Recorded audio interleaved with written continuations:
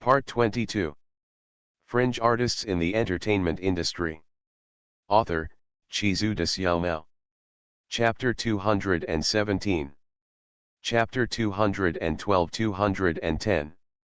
A Game for Two People, Happy Dragon Boat Festival.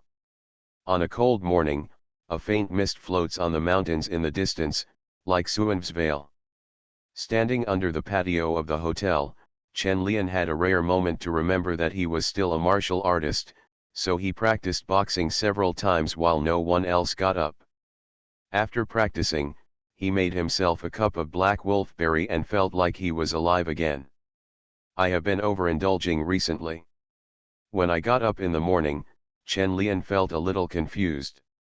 This was obviously a sign of overindulgence. Otherwise, he would be too lazy to get up and practice boxing, and he wouldn't know how to drink black wolfberry. It's not shameful to maintain health at such a young age. Chen Lian drank half the cup of wolfberry tea, chewed the wolfberries, and then went upstairs. It's better to do things like healthcare secretly. In the room, Yasuko Tomita hadn't gotten up yet.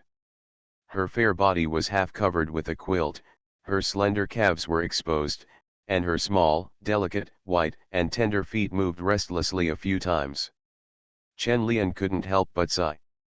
He should stop his health plan temporarily. Which artist can withstand such a test? Forget it, let's take care of ourselves after filming the movie. We can't let Japanese chicks off easily. This is about international image. In her sleep, Yasuko Tomita felt vaguely like she was dreaming. She dreamed that she saw people digging wells in the village a few days ago. The thick well pile hit the ground with force and speed. The wet ground was hit 3 or 2 times, and then a gurgling stream emerged from the ground. With the powerful and heavy impact of the well pile, the gurgling stream soon came out. It turned into a gushing spring water, drenching the thick well piles into drowned rats. Drilling a well is a laborious job, but when you dig a new well and watch the water gush out, the joy you feel is particularly proud. Chen Lian wiped Yasuko Tomita with a towel, poured her a glass of water, looked at her and said with a smile, "Can we still film today? Do I need to ask for leave for you?" Yasuko Tomita sat up limply, wriggled her toes and said with a blush, "No, I'm okay. I just like the way you talk hard now." Chen Lian gently pinched Yasuko Tomita's red lips and said, "But you are still very soft when you should be soft." "What are you talking about? It's so embarrassing." "Okay." Yasuko Tomita blushed and pounced on Chen Lian, opened her small mouth and bit him on the back, but subconsciously did not dare to use force and could not help but lick for a moment. Tomita Yasuko lay on Chen Lian's back, her face pressed against his broad and strong back, sniffing her nose lustfully and saying, "You smell so good." Tomita Yasuko was a little obsessed and even missed breakfast time, but Oyu Dingping was considerate and left breakfast for them and never mentioned that they lived together. No one in the entire crew said anything, and it seemed that everyone in the crew had been warned by Oyu Dingping. This greatly avoids Yasuko Tomita's embarrassment and will not affect her acting skills. The filming progressed in an orderly manner, from the chance encounter between Okagawa and Jinhua in the Kinhua River, to the time when Okazawa met Jinhua again in the flower house, who had come to seek refuge with his cousin. There are many girls with different styles and talents in the flower house, but Okagawa's eyes are always on Jinhua, who is wearing shabby clothes and has pure eyes. In the small courtyard of the flower house, the girls played the traditional game of blindfolding and catching people with Okagawa and his friends. The girls in the flower house could see that Okagawa had always set his sights on Jinhua, so he also put a blindfold on Jinhua and pushed her into the crowd. With his eyes covered, Okagawa felt that the surroundings were filled with the aroma of rouge, and girls with clear laughter walked around him. Okagawa was thinking about that pure girl at this time, but deep down in his heart, Chen Lian was enjoying the disappearing dregs of culture. The ancestors still knew how to play. Blindfolded and only able to hear and feel when catching people, it was difficult to accurately catch the girls who were nimble in movement. Sometimes they caught the arms and sometimes they caught the slender waist, but the girls would dodge dexterously. The girls who are proficient in the game dodged and did not forget to wave the handkerchiefs across Okegawa's face, leaving a burst of fragrance. Compared with the experienced Hwala girls, Jinhua seemed very clumsy and ignorant, standing there blankly and looking very uneasy. Jinhua's cousin saw that Okegawa was interested in Jinhua, so she wanted to help Jinhua. Jinhua's family was short of money, and the current situation was very chaotic. It was not easy to meet a rich young man. The cousin saw the right opportunity and pushed her behind Jinhua, pushing her directly into Okegawa's arms, but the nervous Jinhua subconsciously hid and missed Okegawa's grabbing hands. However, people who are destined to meet will meet each other no matter what. After turning around, Okazawa seemed to have a feeling in his heart and grabbed Jinhua directly. Jinhua didn't know how to dodge, but was caught by Okegawa. The two of them pulled off the cloth strips tied around their eyes, looking at each other with a little joy in their hearts. Okakawa likes this girl, and Jinhua's purity fascinates him. Jinhua also had a crush on this handsome and gentle man, who was also the first man she met in Nanjing. This scene is over here. Chen Lian is still a little unfinished. How come this kind of game has disappeared? Hwala culture has now become a boring shampoo room. Vulgar and boring. The girls in Hwalu all have special skills, they can play, sing, recite poems and compose poems. They are good looking and speak well. Although Chen Lian wanted to do another one, Oyu Dingping had no such plan, so he had to give up with regret. The role of the scumbag was played vividly by Chen Lian. He is still the same off camera. It can only be said that it is his nature. In the scenes that followed in the next few days, Chen Lian didn't have many scenes, and the main focus was on Yasuko Tomita. Jinhua was deceived by her cousin and Hwala Turtle into thinking that Okazawa was going to marry her, and she gave herself a lot of betrothal gifts and a beautiful red tent. Everything was just like the wedding in Jinhua's fantasy. Jinhua felt that she was getting married by the matchmaker Okazawa. On that day, Jinhua took off the cross from her chest and hung it on the wall. She prayed earnestly to Christ and thanked him for sending a good husband like Okazawa to her. That night, Jinhua was taken back to the courtyard where she lived in Nanjing by Okazawa. The bright red curtain and the wooden bucket filled with hot water made Jinhua happy.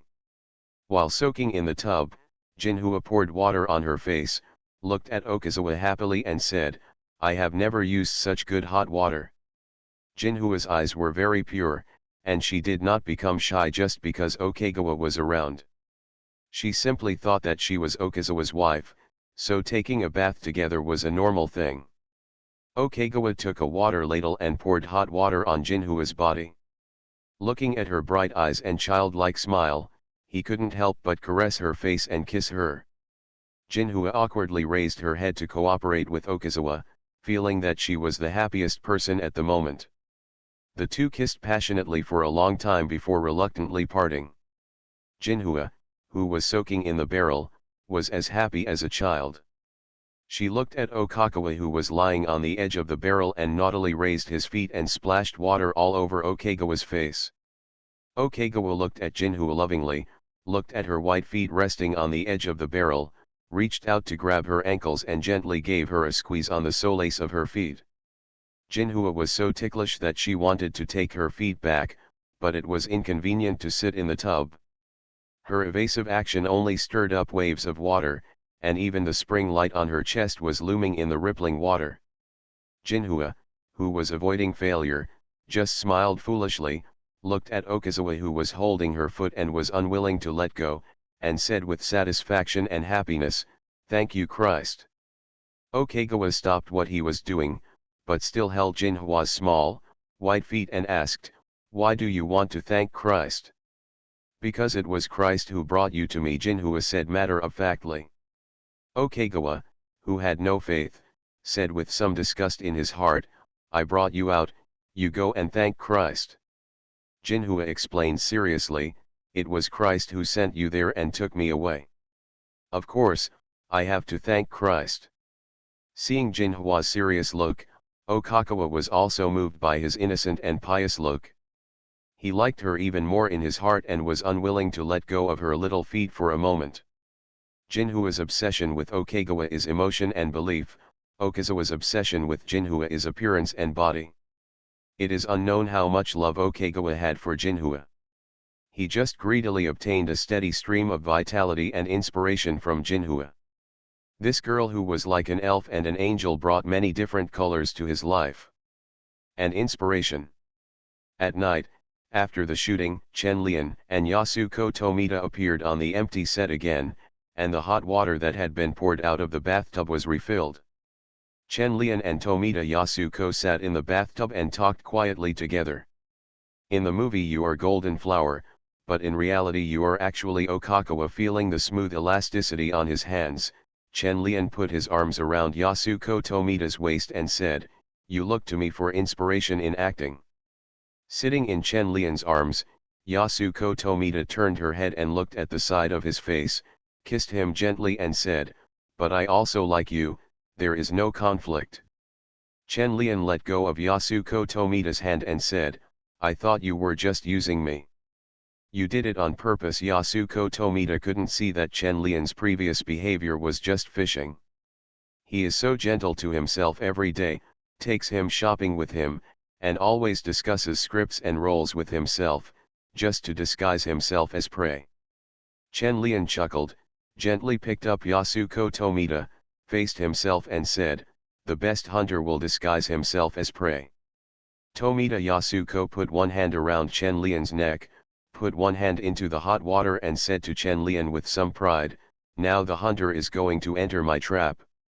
Chen Lian squinted his eyes slightly to feel Yasuko Tomita's trap, and couldn't help but sigh that a rookie is just a rookie. Can such a slippery trap catch a shrewd hunter?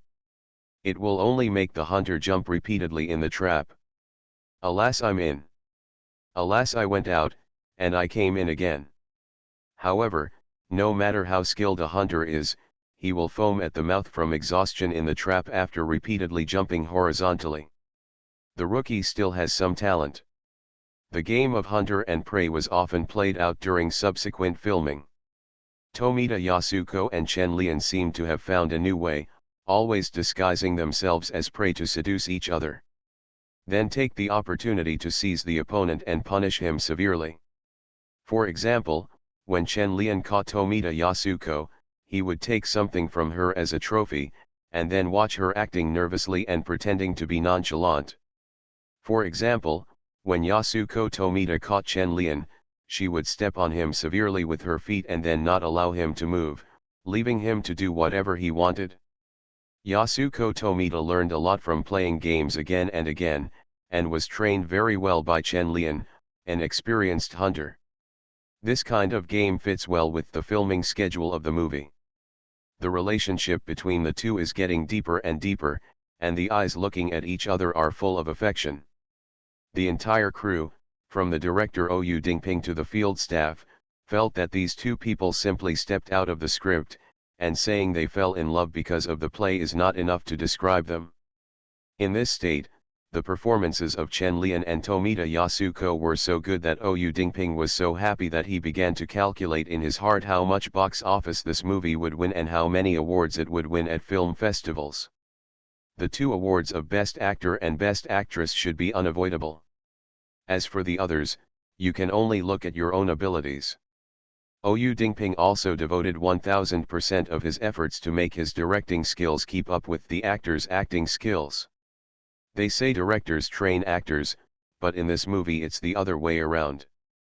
When an actor's condition and performance are impeccable, they create pressure on the director. The overall progress during the shooting and gameplay was very fast, but every game has to end. When Okazawa received a letter from Tokyo, the game automatically stopped. Tomita Yasuko found Chen Lian very reluctantly and wanted to tell him to stop the game and be like a stranger before the filming of the movie was over. She is currently playing the role of Jinhua, who was abandoned by Okagawa. She is a pitiful woman in the play. How can she be bored with Chen Lian every day outside the play? It will affect her performance.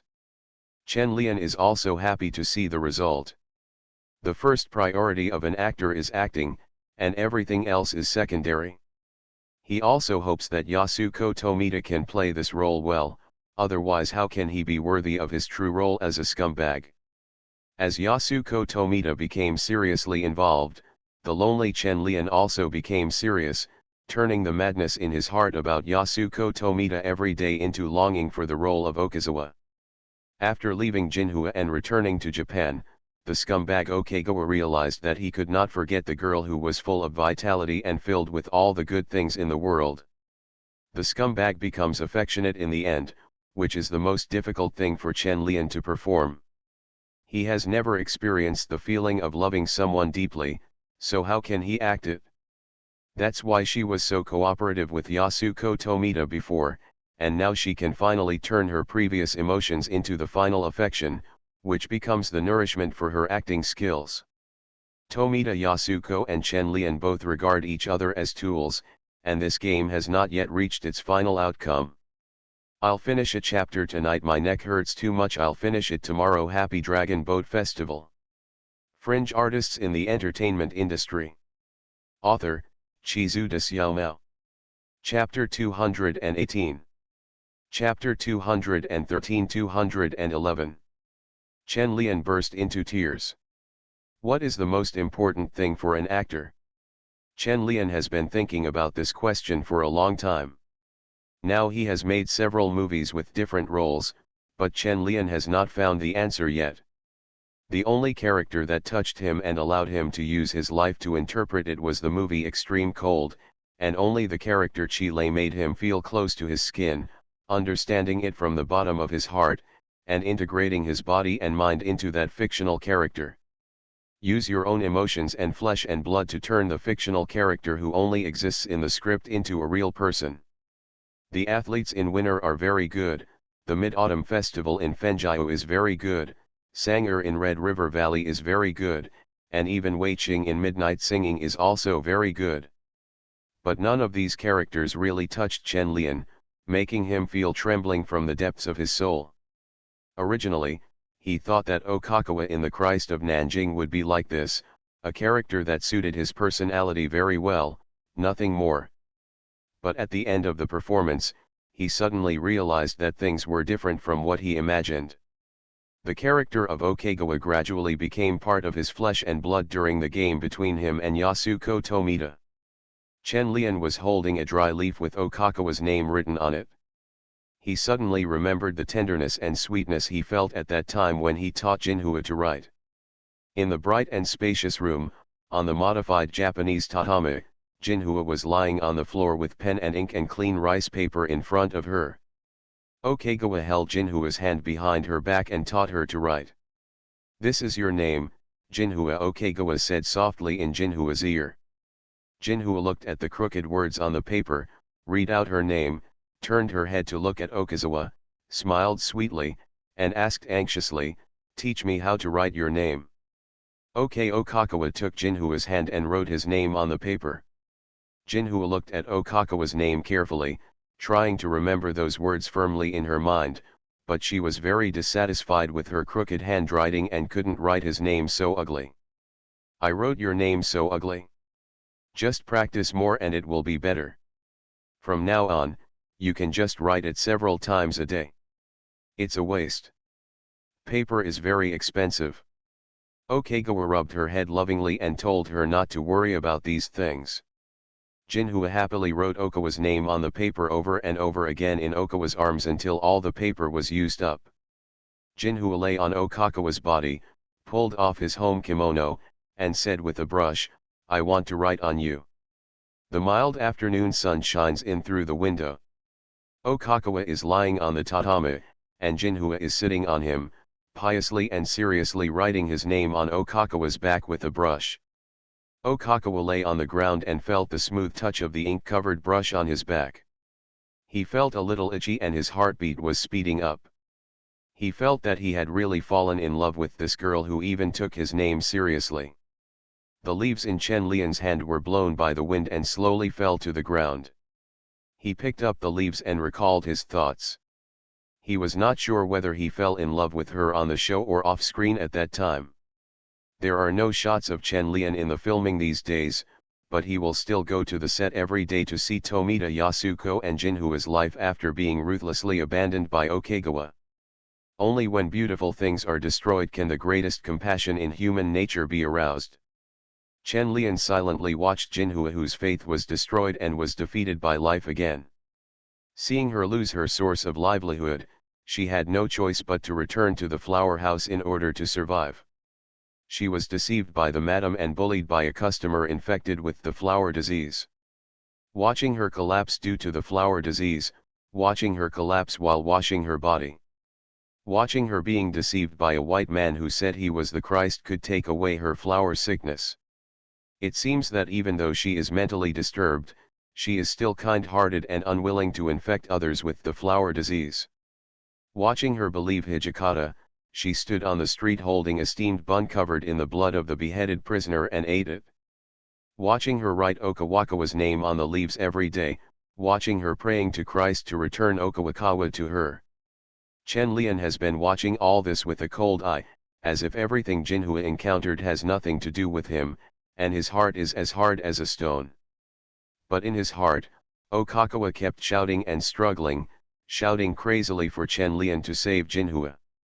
Chen Lian closed his eyes and sat on the bow of the wooden boat, his body swaying gently with the boat, as if he remembered the scene when he met Jinhua for the first time. In Chen Lian's mind, he seemed to see Okegawa kneeling in the darkness praying for him to save Jinhua, seeing him constantly saying how much he loved Jinhua, seeing his regret, and seeing him crying bitterly. In a daze, he saw him holding the child in front of his Japanese wife and smiling happily.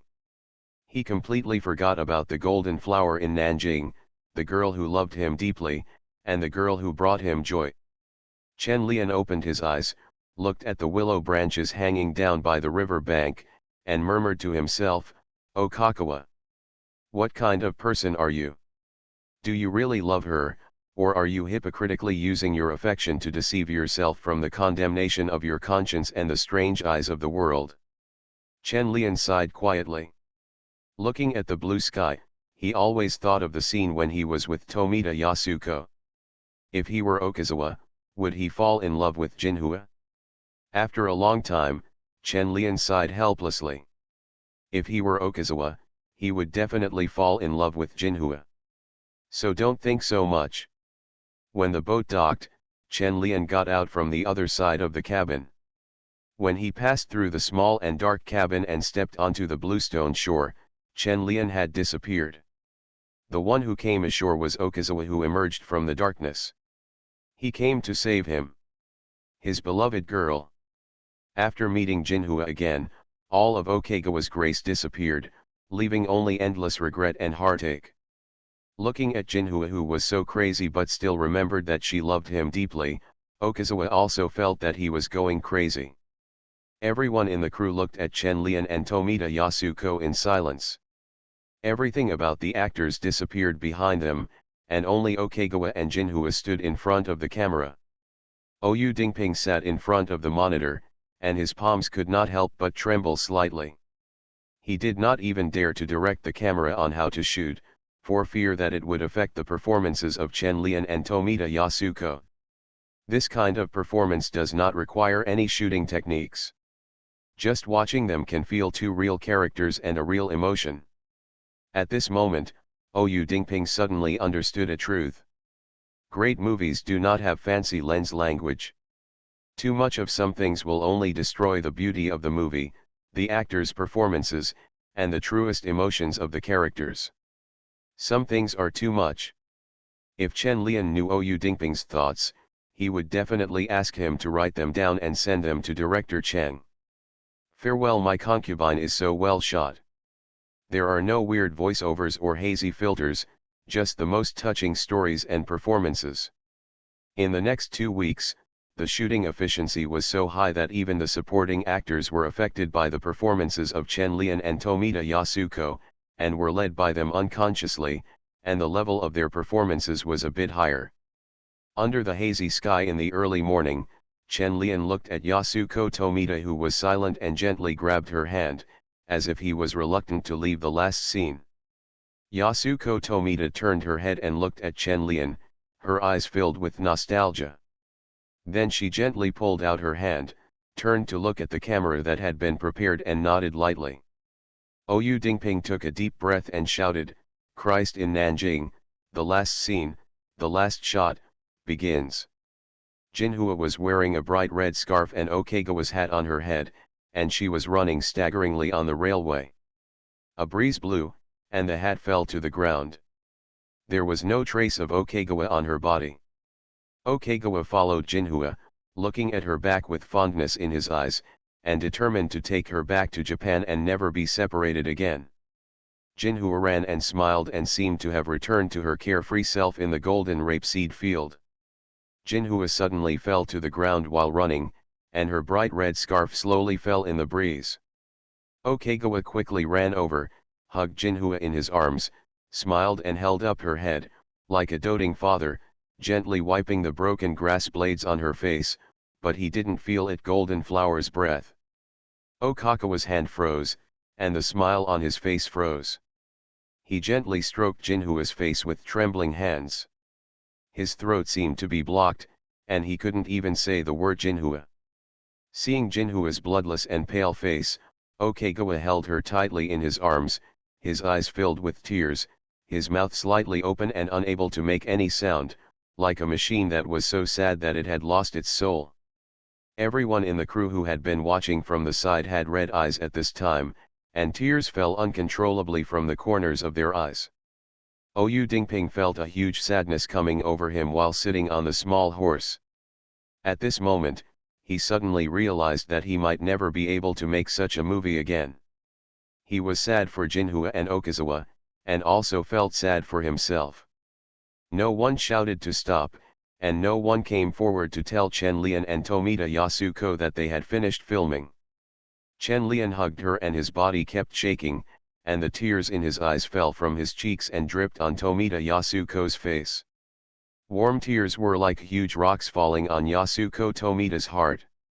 She was heartbroken because the man she loved most was crying for her. Yasuko Tomita forgot everything, opened her eyes and looked at Chen Lian, stretched out her hand to gently wipe away his tears, and said softly, "I'm still here, I'm still here." The moment Yasuko Tomita spoke, Chen Lian completely lost control of all his suppressed emotions. He hugged Yasuko Tomita and cried hoarsely, calling Jinhua over and over again. Oyu Dingping watched the scene and silently asked the photographer to turn off the camera, and then gestured for everyone to stop making noise and pack their things quietly. The assistant director stood in the distance and looked at Chen Lian, who was holding Yasuko Tomita and crying bitterly. He took a puff of cigarette and said to Oyu Dingping in a hoarse voice, "Chen Lian is too devoted, will he not be affected?" Oyu Dingping shook his head and said, "It's okay, leave it to Tomita Yasuko, and professional actors have their own methods of acting, so don't worry." "Well, what should we do now?" The assistant director looked at Chen Lian, who was unable to recover for a while, and then looked at the crew who had almost finished cleaning up, and said with some confusion, "Shall we just wait?" "Wait." After Oyu Dingping said that, he turned and left. The assistant director stamped out the cigarette butt in his hand, looked at Chen Lian, and couldn't help but mutter, "It is indeed worth waiting for, he is a good actor."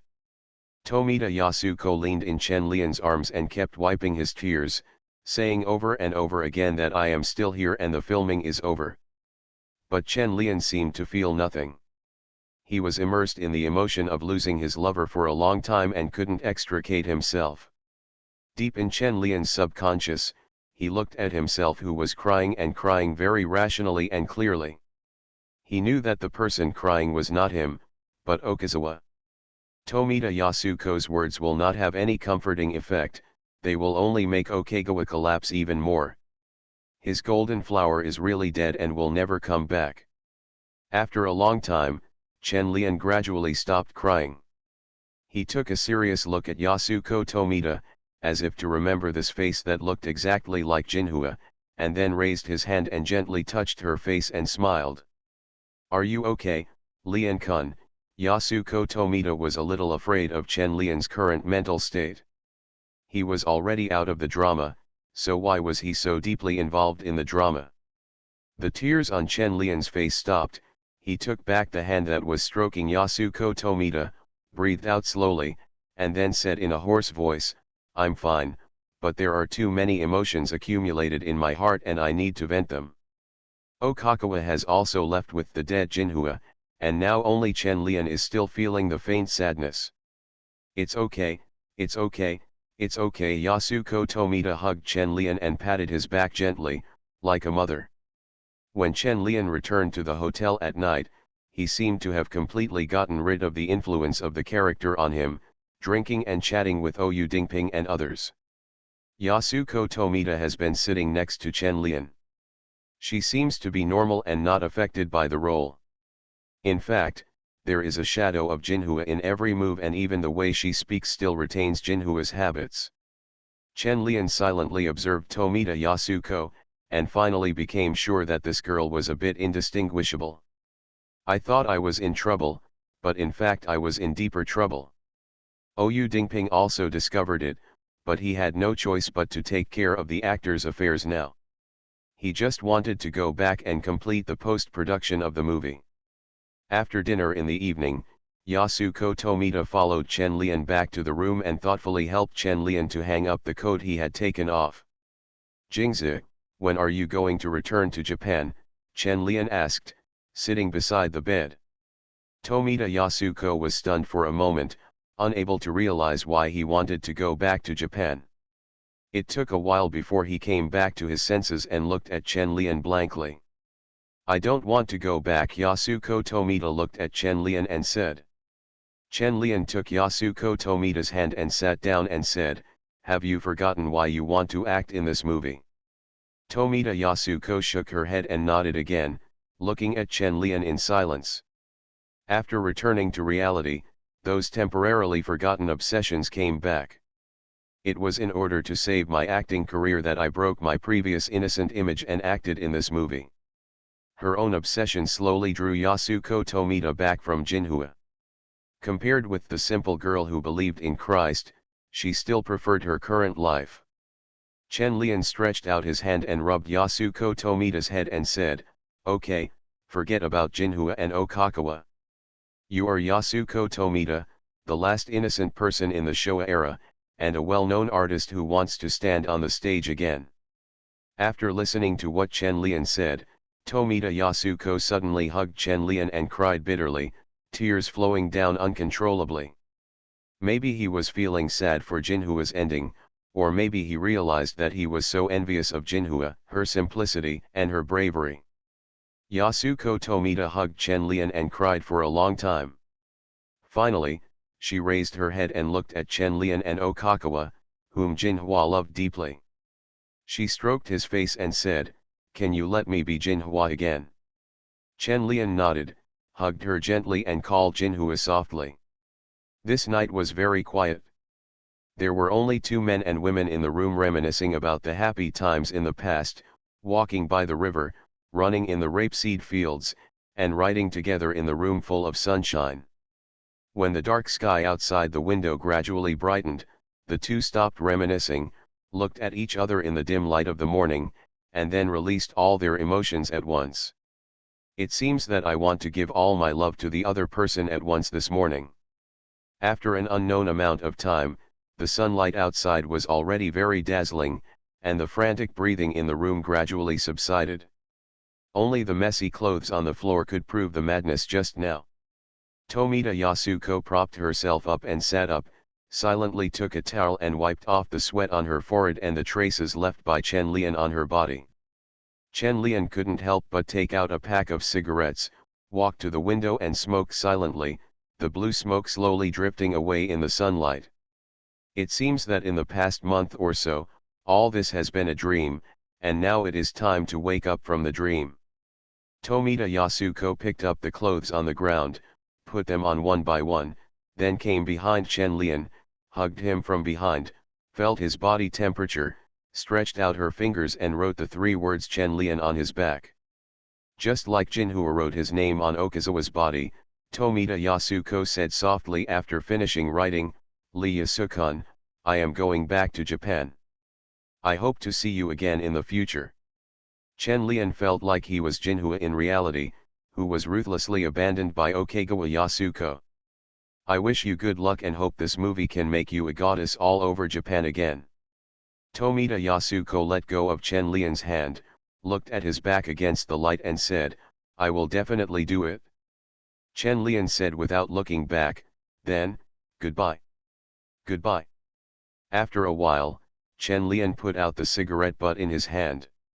When he turned around, Tomita Yasuko was no longer in the room.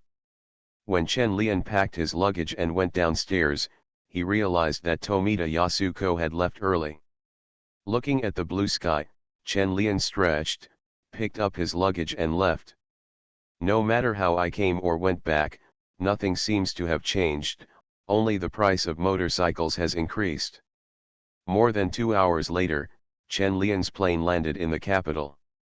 Looking at the dust in the sky and smelling the bad air, Chen Lian took a deep breath in fascination. This is the smell of hometown. Ba ba ba. There is just too much sand. There are still 2 chapters, which will be posted later. You can read them tomorrow, or you can choose to wait anyway. I won't go to work tomorrow, hee hee. You are listening to Novels at Bless Up channel. Wish you happiness and luck. Please subscribe to receive new novels. How do you feel about this novel? Please like and leave a comment. Fringe artists in the entertainment industry.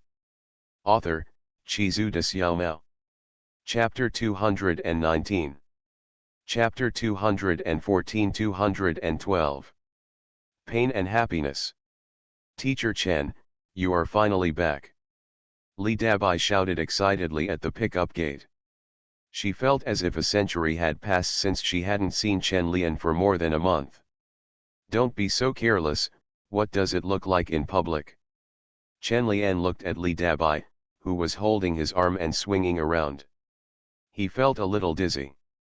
It wasn't right, it was a little airsick. Anyway, it's dizzy.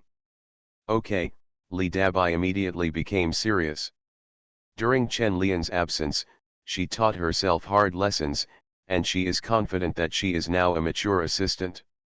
A mature assistant must be calm and can no longer be as silly as before. This time, after not seeing Chen Lian for a long time, he was a little excited and made mistakes. Looking at Li Dabai in professional attire, Chen Lian glanced down and said, "Well, the quality of the black silk stockings is not good, so I will buy some with public funds and give it to Dabai as employee benefits." Chen Lian handed his box to Li Dabai and said, "Let's go. By the way, tell me if there are any major events in the capital recently." "Well, there are indeed a few major things that need you to deal with recently," Li Dabai said very professionally. "Okay, let's talk about it after we get in the car." Not long after, the car came out of the airport, and Chen Lian, who had always been accustomed to sitting in the back seat, sat in the passenger seat for the first time, not to see clearly, but just to hear clearly and understand everything. Li Dabai did not notice Chen Lian's gaze, and drove the car seriously and said, "The effect of CCTV advertising is very good. Currently, Leixin VCD has occupied 50% of the national market, and the sales in the first half of the year have exceeded 100 million. Did my second uncle call you?" Chen Lian tilted his head and looked at Li Dabai and asked. Li Dabai hummed and said, "After the advertisement was released, I contacted Mr. Er. Chiao." Chen Lian nodded and asked, "Is there anything else?" Li Dabai immediately replied, "Yes, Fa called and said that she hopes you will go to the United States next month. She is planning to open a solo exhibition for you in New York. I'll discuss this with Fa later. Is there anything else? Red River Valley is about to be released, and Fenjiao is also about to be released in Xiangjiang. You may be required to participate in promotional activities." Chen Lian smacked his lips, feeling that he would be very busy in the second half of the year.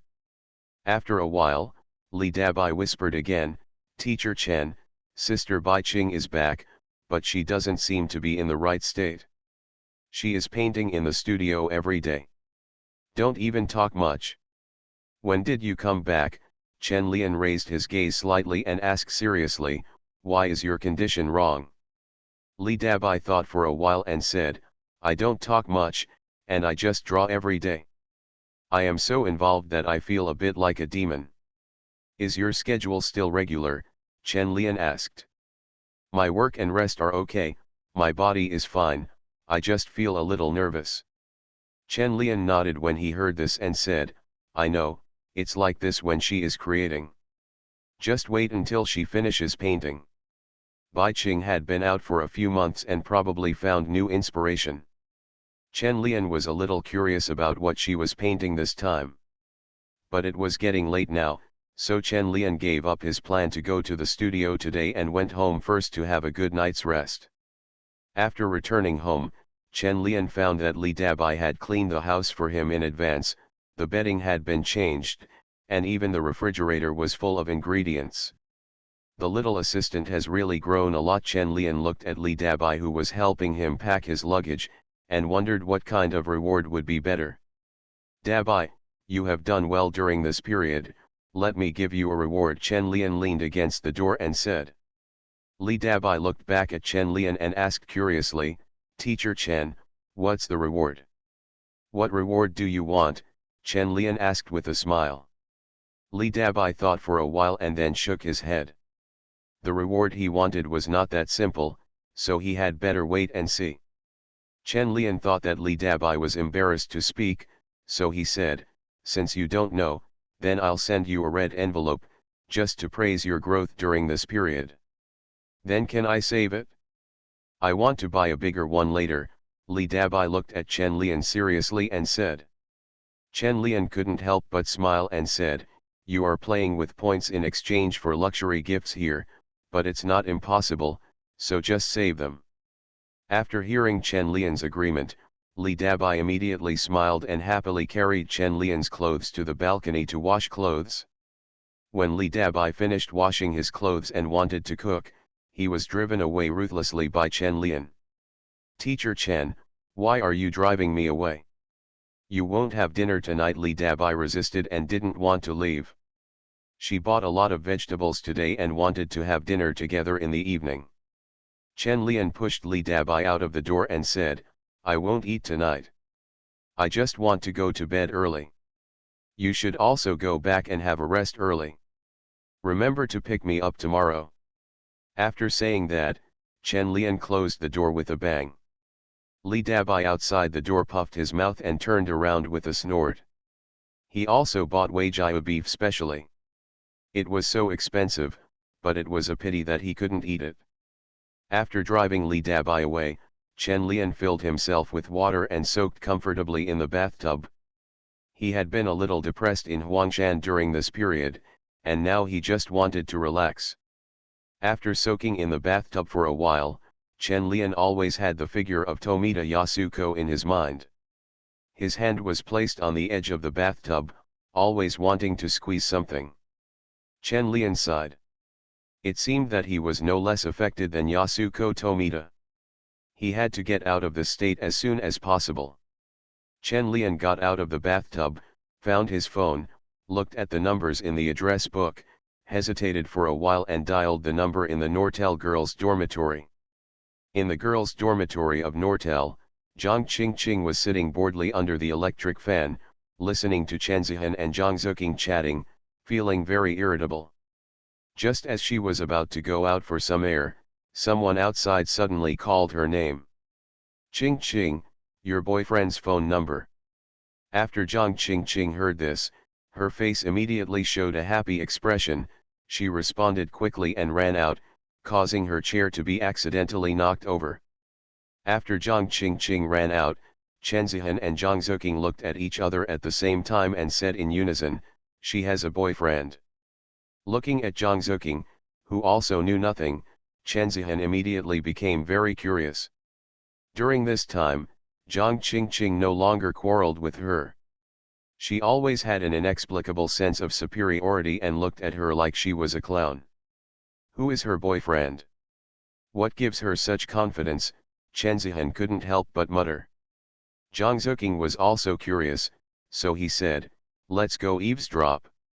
Chen Zihan was very moved, but when he thought that he would be laughed at by Jiang Qingqing if he was discovered, he immediately shook his head and said, "I won't go, her boyfriend is none of my business." Zhang Zuking saw that Chen Zihan was not interested, so he had to give up, but he couldn't hide the curiosity in his heart. The senior's pursuit of Jiang Qingqing was rejected. She had a falling out with Chen Zihan because of Chen Lian, but now she suddenly has a boyfriend. Zhang Zuking still couldn't hold back her curiosity. She got up and ran out to eavesdrop. However, before she went out, she saw Jiang Qingqing running back quickly. Her face was red and she didn't know whether it was excitement or shyness. After Jiang Qingqing returned to the dormitory with a blushing face, she didn't even look at Chen Zihan and Zhang Zuking. Thinking of what Chen Lian told her to do on the phone just now, she couldn't help but feel shy and a little inexplicably excited. After Jiang Qingqing picked a few clothes in the wardrobe, she ran to change. Chen Zihan squinted her eyes and looked at Jiang Qingqing's back. She saw clearly just now that Jiang Qingqing had taken the stockings, and she couldn't help but snorted in her heart. Jiang Qingqing already has a boyfriend. Why hasn't her boyfriend come back yet? Chen Zihan took out the mobile phone Chen Lian bought for himself and dialed the phone skillfully. The other end of the phone only rang once and was connected. "Hey, are you back? I miss you so much." Chen Lian held the phone and listened to Chen Zihan's voice. A lot of things came to his mind inexplicably, but he still suppressed the excitement in his heart and said, "I just came back. I miss you too." "Really? Are you at home now?" "I'll go find you," Chen Zihan said quickly. Chen Lian coughed and said immediately, "Tomorrow, I will pick you up from school tomorrow." "No. I'll go there by myself. Just wait for me at home." Chen Zihan hung up the phone after saying that. He jumped up excitedly and started looking for clothes, preparing to kill him immediately. After opening the closet, Chen Zihan thought of the stockings that Jiang Qingqing had just held. He snorted and found an unopened pair of ultra-thin stockings. The pervert liked the ultra-thin stockings that would break as soon as they were torn. At Chen Lian's home, he looked at the phone in his hand with a headache and dialed back again. It really couldn't work tonight. It wasn't time for the two of them to meet yet. Let's wait a little longer. If Jiang Qingqing and Chen Zihan were good sisters, Chen Lian would call them all over, but they are both little girls, so they would definitely not be able to accept this kind of thing. Chen Lian held the phone and coaxed her for 2 minutes before coaxing Chen Zihan. He promised to pick her up early tomorrow and play with her. Play with her all day long. After hanging up the phone, Chen Zihan sat in the dormitory and was depressed for a while. He put the stockings back in the closet. He turned to look at Jiang Qingqing, who had changed her clothes and walked with small steps. She couldn't help but snort. "Pretentious. Why don't I usually see you walking like this?" Chen Zihan's eyes glanced at Jiang Qingqing's stockinged legs and then looked away. The figure is almost the same as his own, what's so good about it? Jiang Qingqing had no time to deal with the eccentric Chen Zihan now, so she took her bag and went out. She hadn't seen Chen Lian for more than a month. During this time, Jiang Qingqing felt regretful and looking forward to it. She was so entangled that she felt like her brain was going to break. She couldn't figure out why that kind of thing felt so exciting. It's obviously very shameful, but every time I think about it I still feel very excited and stimulating. With an anxious mood, Jiang Qingqing came to Chen Lian's home. When she knocked on the door, her heart almost jumped out of her throat. She was afraid that when the door opened, she would be greeted by various strange tasks. Chen Lian opened the door and looked at the nervous Jiang Qingqing outside. He did not show any aggression or pressure. Instead, he smiled at Jiang Qingqing gently and invited her in. Seeing Chen Lian's gentle eyes, Jiang Qingqing's inner tension dissipated a lot. She walked in with a red face and lowered her head, not daring to look at Chen Lian. She was very confused about what to call him. Come in and take a rest. You must be in a hurry when you come here so quickly. Chen Lian smiled and took Jiang Qingqing's hand and asked considerately, what do you want to drink? Juice, soda, or a little wine? Jiang Qingqing raised her head and looked at the gentle Chen Lian, who was still a little uncomfortable, and whispered, anything is fine. Chen Lian thought for a moment and said, then let's have a drink. I brought 2 bottles of good wine from Paris some time ago and let's try them together. Okay. Jiang Qingqing watched Chen Lian open a bottle of wine she didn't recognize, and immediately smelled a sweet aroma of wine, which felt quite good. Chen Lian poured a glass, shook it gently, handed it to Jiang Qingqing and said, this wine tastes pretty good and suits Chinese tastes. Jiang Qingqing took the wine and subconsciously put it to her mouth and took a sip. It felt a bit astringent, but the taste was indeed good, with a strong fruity aroma and a soft taste. Chen Lian poured himself a glass. While drinking, he looked at Jiang Qingqing. Seeing her nervousness, he couldn't help but smile and asked, am I that scary? Jiang Qingqing immediately shook her head and sipped her wine, always worried that Chen Lian would ask her to call her master the next second. However, Chen Lian has no such plan now. Everything must be done step by step. Being strong will not work. Romance and tenderness are indispensable. Chen Lian played a piano music with a cheerful rhythm and a relaxing melody, took out a flower from the vase that Li Dabai had just changed, walked up to Jiang Qingqing and handed it to her and said, can you dance? Meeting. Jiang Qingqing looked at the gentleman and romantic Chen Lian, and the nervousness in her heart disappeared. As soon as she reached out to take the flower, she felt Chen Lian hug her waist. Looking at Chen Lian so close to him, Jiang Qingqing felt her heart pounding. She subconsciously reached out to hold Chen Lian's shoulders and responded to his invitation with a standard dance posture. Chen Lian hugged Jiang Qingqing and jumped up casually to the soft music, dancing gently in the spacious living room. Jiang Qingqing followed Chen Lian's dance steps and rhythm, swaying her body gently, looking up at Chen Lian's handsome face, then blushing and lowering her head against his chest. She couldn't understand why such a gentleman and gentle person could do this. There is that side to it. At the end of the song, Jiang Qingqing had completely let go of her nervousness, hugged Chen Lian's waist, and leaned into his arms to feel the brief tenderness and romance. Jiang Qingqing knew very well that there would definitely be different activities tonight, and the romantic and tender time would soon be over. Chen Lian let go of Jiang Qingqing, looked into her beautiful eyes, and asked softly, would you like to take a bath together to relax? Jiang Qingqing felt a little nervous again. This was different from the last time in the hotel. This time she really had to be honest with her, but since she was here, she was naturally prepared. So he looked at Chen Lian and nodded slightly, letting Chen Lian pick him up and walk towards the bathroom. After a while, strange conversations came from inside. Do you remember what you should call me? Master. Then why didn't you scream in the first place? I'm sorry. If you do something wrong, you should be punished. Put your feet up. Yes, my lord. Immediately afterwards, a crisp sound came out, accompanied by Jiang Qingqing's soft cry of pain, with a hint of strange excitement and expectation in her voice. Soon there was a very warm daily conversation inside. Have you ever raised any animals?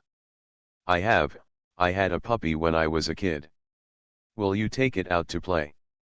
Master, what is that in your hand? Don't you know? Haven't you ever raised a dog? Come here and I will teach you how to liberate your nature.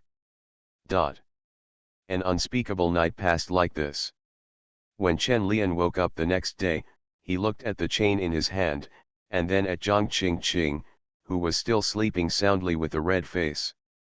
Why did he forget to untie it after class last night?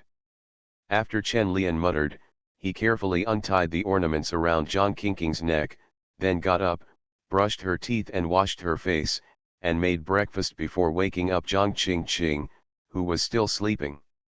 Qingqing. Zhang Qingqing opened her eyes drowsily and saw Chen Lian looking at her condescendingly.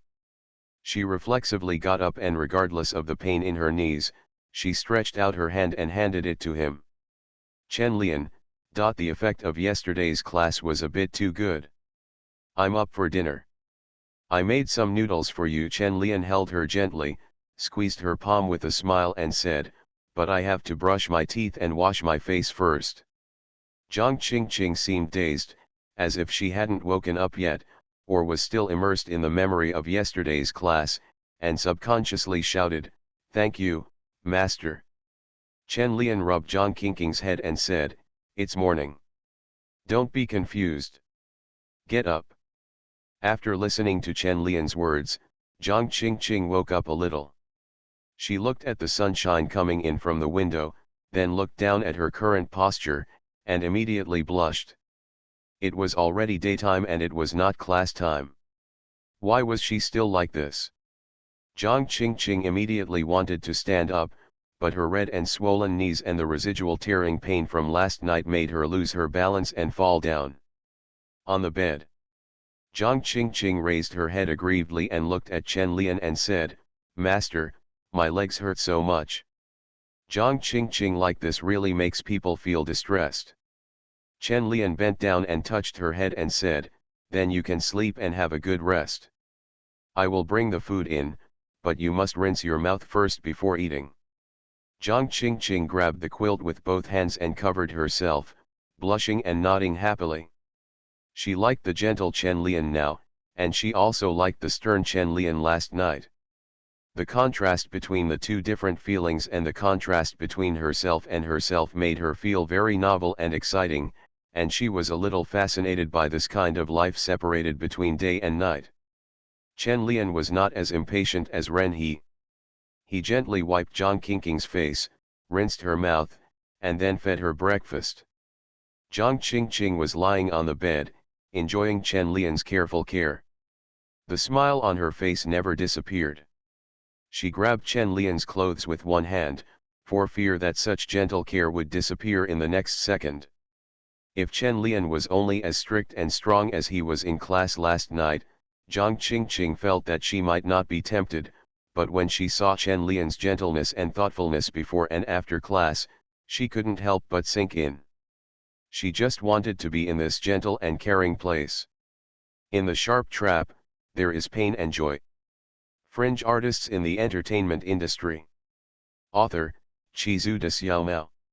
Chapter 220. Chapter 215-213. Strong winds and flying clouds. If there was any year in the 1990s that was the most impressive, many people would say it was 1996. Internet companies have officially entered the stage, marking the commercialization of the Internet. Artificial intelligence defeated a chess master for the first time, marking the beginning of artificial intelligence challenging human intelligence. Tom and Jerry went off the air this year, and the fun of childhood began to end. A lot of things happened this year, which had a major impact on the future historical process, but Chen Lian never thought that he would also participate in promoting the historical process.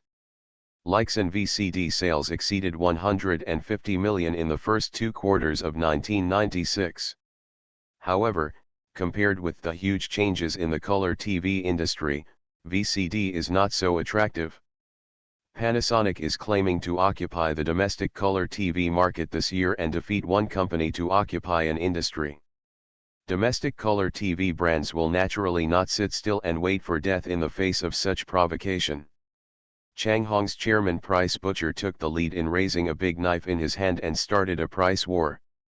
Then in June, Konka also cut prices, followed by TCL and Panda. Color TVs suddenly became cheap, beating Panasonic back. This battle to defend home appliances is of extremely important significance in China's business history. Chen Lian never thought that this kind of thing would be related to him. In the living room, Chen Lian read the news in the newspaper, handed the coffee cup to Li Dabai and said, "Make me another cup. I won't go to the studio today." Li Dabai immediately responded, "Okay." Li Dabai ran to make coffee, but he kept thinking about one thing. Whose high heels are those at the door? Chen Lian frowned as he watched the news. The big price reduction of color TVs meant that more families in the country had color TVs, and it also meant that the potential users of VCDs were growing explosively. We should take advantage of this opportunity to build Fangzin VCD into a patriotic brand, build it into the leading domestic VCD brand, and turn the sales of 150 million into 200 million or even billion. Chen Lian sat in the living room and thought for a long time. He even forgot to drink the coffee Li Dabai put in his hand. Li Dabai, who was sitting next to him doing nothing, kept looking at the pair of high heels at the door. He was curious about which concubine she was and why she was nowhere to be seen. Chen Lian looked at the various reports about Chang Hong in the newspapers, and an immature plan gradually came into his mind. So he picked up the newspaper and walked towards the study room. Halfway through, he threw his phone to Li Dabai and said, "I'll call you later. When you call me, just say that I am having a meeting at the Artists Association. Don't let anyone disturb me now. You can sort out these newspapers and find useful information and send them to me later." Li Dabai, I understand Teacher Chen's study room has become the Artists Association, but this reason is really great. After Chen Lian walked into the study, he immediately took out a pen and paper and started writing and drawing. As an artist, Chen Lian's business acumen is not developed, but his basic vision and knowledge are unmatched by many people in this era. He can still see many different things. Same point. Soon, Chen Lian wrote down many strategies one by one on the manuscript paper, and there was only the rustle of writing in the study. Outside the study, Li Dabai was reading the newspaper boredly, looking for any potentially useful information. He just couldn't figure out why he should pay attention to business wars when he was just an artist working as an assistant. Teacher Chen is really talented and multi-millionaire. After Li Dabai flipped through the newspaper for a while, Chen Lian's cell phone rang. She picked it up and read the English note on it. Knowing that it was Chen Lian's acquaintance, she answered the call directly. "Hello, I am Teacher Chen's assistant. Teacher Chen is currently attending a meeting at the Artists Association and it is not convenient to answer the phone. If you have anything, you can tell me." Chen Zihan on the other end of the phone was stunned for a moment, and then suddenly realized it. He felt a little disappointed. He got up early in the morning to put on makeup, but now he didn't expect anything. After a pause, Chen Zihan quickly asked, "Hello, when will he finish the meeting?" Li Dabai politely replied, "I'm sorry, I don't know. If Teacher Chen is finished, I will remind him to call you back." Hearing such a business-like tone, Chen Zihan pursed his lips and said boldly, "I am his college classmate and also his girlfriend. Can you please?" Before Chen Zihan finished speaking, Li Dabai frowned and said, "I am Teacher Chen's assistant. I have never heard Teacher Chen say that he has a girlfriend. Please pay attention to your words. Finally, I remind you that you can't be casual outside. Say nonsense that you are Teacher Chen's girlfriend, otherwise the consequences will be serious. I will tell Teacher Chen about your call. Goodbye." After speaking, Li Dabai hung up the phone. He felt that the girl on the other end of the phone was a little confused. Teacher Chen's girlfriend? Sister Gong Li has never said this to anyone else. Why do you, a female classmate, say this? What if the news spreads and Teacher Chen's reputation is damaged? Snort. A female classmate with ulterior motives. Chen Zihan on the other end of the phone stared blankly at the hung-up phone. Was he warned? Disliked? How dare an assistant? Although I am not my girlfriend, what is the difference between me and my girlfriend? This is too much. Chen Zihan was so angry that he wanted to hit him again, but stopped halfway with his fingers. If he calls back and has a quarrel with his assistant, will he be spoken ill of in the future? After struggling for a while, Chen Zihan gave up the plan of going back to have a fight with her, and planned to file a complaint after seeing Chen Lian. After Li Dabai hung up the phone, he continued to flip through the newspaper and read the experts' forecasts for the home appliance industry. He couldn't help but be slightly speechless. Newspapers predict that the VCD industry will usher in a blowout next year. Leixin VCD, which currently has a high market share, is very likely to exceed 800 million in sales next year. What is the concept of 800 million? Li Dabai suddenly felt that with Chen Lian's status as an artist, it was not surprising that he had 10 or 8 good friends. Who can be an artist with such a net worth? He can lie at home and have nothing to worry about for the rest of his life. Thinking of this, Li Dabai shook his head again. How could art be compared with money? He was so vulgar. But art can be done, but there is no need to be an actor. Li Dabai now has a very high level of vision and feels that being an actor is really meaningless. But thinking that this is Chen Lian's hobby, let's just have fun with it. Maybe Chen Lian is hooking up with female stars in the name of acting. Li Dabai clicked his tongue, then stopped thinking about these messy things, and took the newspaper and read it seriously. However, Chen Lian's phone rang again after a while. After Li Dabai picked up the phone and dealt with it in the same way, he just took a breath and the phone rang again. Teacher Chen is too busy, why are there so many calls? Li Dabai complained helplessly, then put on a business smile and answered the phone. After connecting 4 or 5 calls, Li Dabai, with a dry mouth, picked up the cup of coffee that Chen Lian hadn't drank and took a sip. When I raised my head to drink coffee, I suddenly saw a pair of long white legs in the direction of the bedroom from the corner of my eye, so I quickly put down my cup and looked over. Zhang Qingqing was awakened by the ringing of the phones one after another. She stood on the edge of the corridor holding onto the wall and looked at Li Dabai in the living room. She didn't know who Chen Lian was, and she couldn't understand why she was still in his house. Someone else came. Are you not satisfied with your performance yesterday? Li Dabai looked at Zhang Qingqing, who was only wearing a large t-shirt, and felt that her beautiful face seemed like something she had seen in a TV series. Hello, I am teacher Chen's assistant. Li Dabai stood up and said to Zhang Qingqing. Zhang Qingqing breathed a sigh of relief when she heard that it was an assistant. After taking a closer look at Li Dabai, she suddenly felt secretly ashamed. How did this girl grow up? She is so white and big. Hello, I'm Zhang Qingqing suddenly got stuck at this point. She didn't know how to introduce herself as her girlfriend. Or should I say that I am a good classmate who works hard to make progress? Li Dabai looked at Zhang Qingqing's young appearance and proactively said, you are teacher Chen's classmate, right? Zhang Qingqing looked at Li Dabai in professional attire, nodded slightly, and then asked in a low voice, where did he go? Teacher Chen has important things to deal with in the study. No one is allowed to disturb you now, Li Dabai replied politely and then asked, are you going to leave? I can call the community security guard to call a car for you. Zhang Qingqing, who said he was leaving. Can't I just come out and take a look around? I can't leave now. I have nothing to do. I'm going back to rest. Zhang Qingqing turned around and went back. Li Dabai squinted his eyes and saw Zhang Qingqing's red knees and cautious posture, not daring to take a step forward, and he probably understood what happened last night. In my heart, I despised Chen Lian's behavior. He drove me away without even eating just for this kind of thing. Sex demon.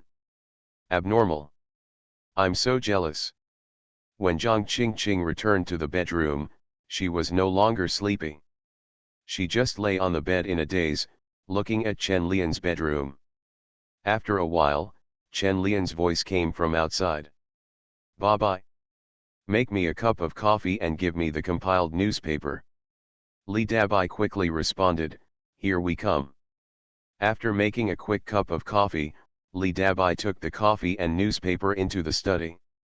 In the bedroom, Zhang Qingqing cautiously got out of bed and walked behind the door when she heard voices outside. Teacher Chen, this is the expert analysis I just saw. It says that likes and sales will exceed 800 million next year. Li Dabai handed the newspaper to Chen Lian and said. Chen Lian took the newspaper, took a look at it, took a sip of coffee and said, the experts' estimates are a bit conservative. I'm going to charge 800 million this year. Li Dabai was immediately shocked and said with some uncertainty, Mr. Chen, our current sales are only 1.5 billion. Can we exceed 800 million in half a year? It's difficult, but it's not impossible. Chen Lian put down the coffee cup in his hand and said, I haven't made a specific plan yet. You go out and call your second uncle first and ask him to add 2 more production lines to ensure supply in the second half of the year. Li Dabai looked at Chen Lian's confident look and couldn't help but nodded and said, okay. I'll fight now. After speaking, Li Dabai ran out of the study room. Behind the bedroom door, Zhang Qingqing couldn't help pinching herself, wondering if she was fooled in class yesterday and why she still had auditory hallucinations. What 1.58 billion, they are joking.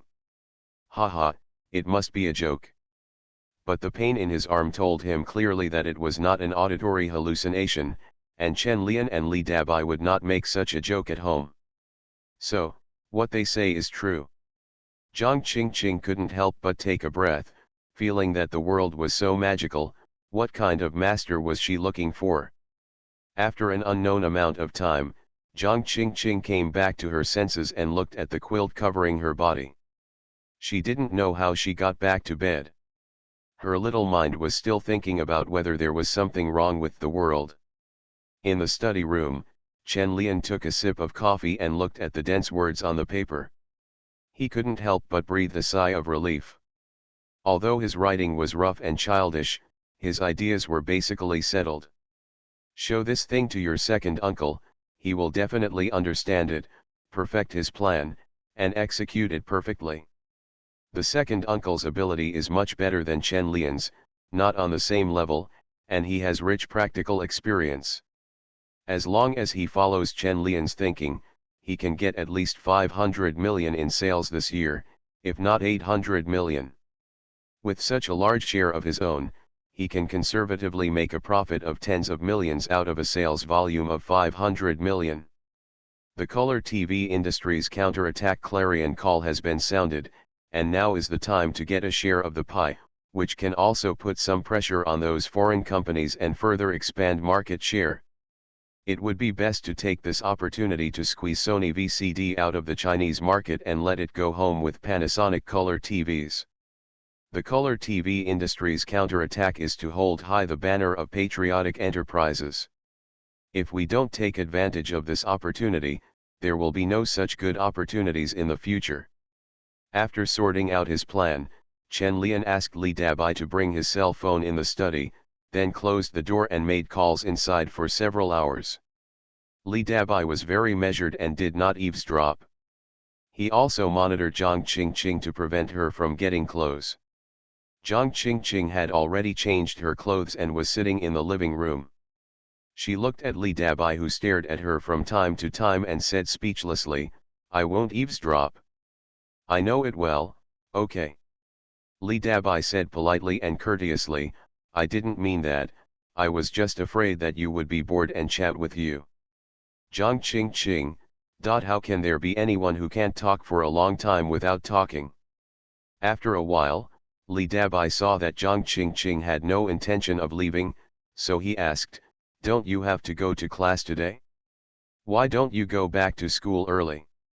Zhang Qingqing looked at Li Dabai. She originally wanted to cross her legs, but she immediately felt pain when she moved, so she crossed her legs and said, I have no class. I'll wait for him to come out and have something to say to him. Li Dabai nodded slightly and ignored Zhang Qingqing. In her opinion, neither Zhang Qingqing nor the female classmate who communicated with her at the beginning could be considered Chen Lian's good friend at all. Only people like Gong Li, Sophie Marceau, and Wang Zuxian are worthy of it. All of them are just a little younger, without any charm or sense of proportion. Totally unworthy of your own attention. After Li Dabai complained a few words in his mind without expression, his phone suddenly rang. He picked it up and saw that it was Cheng Shifen's call, so he immediately picked it up. Sister Shifen, Li Dabai said sweetly immediately.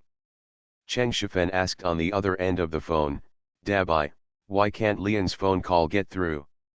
Li Dabai glanced at Zhang Qingqing, who had her ears pricked up, and then explained to the phone, Sister Shifen, Teacher Chen is talking to someone about something very important, so the phone cannot be connected.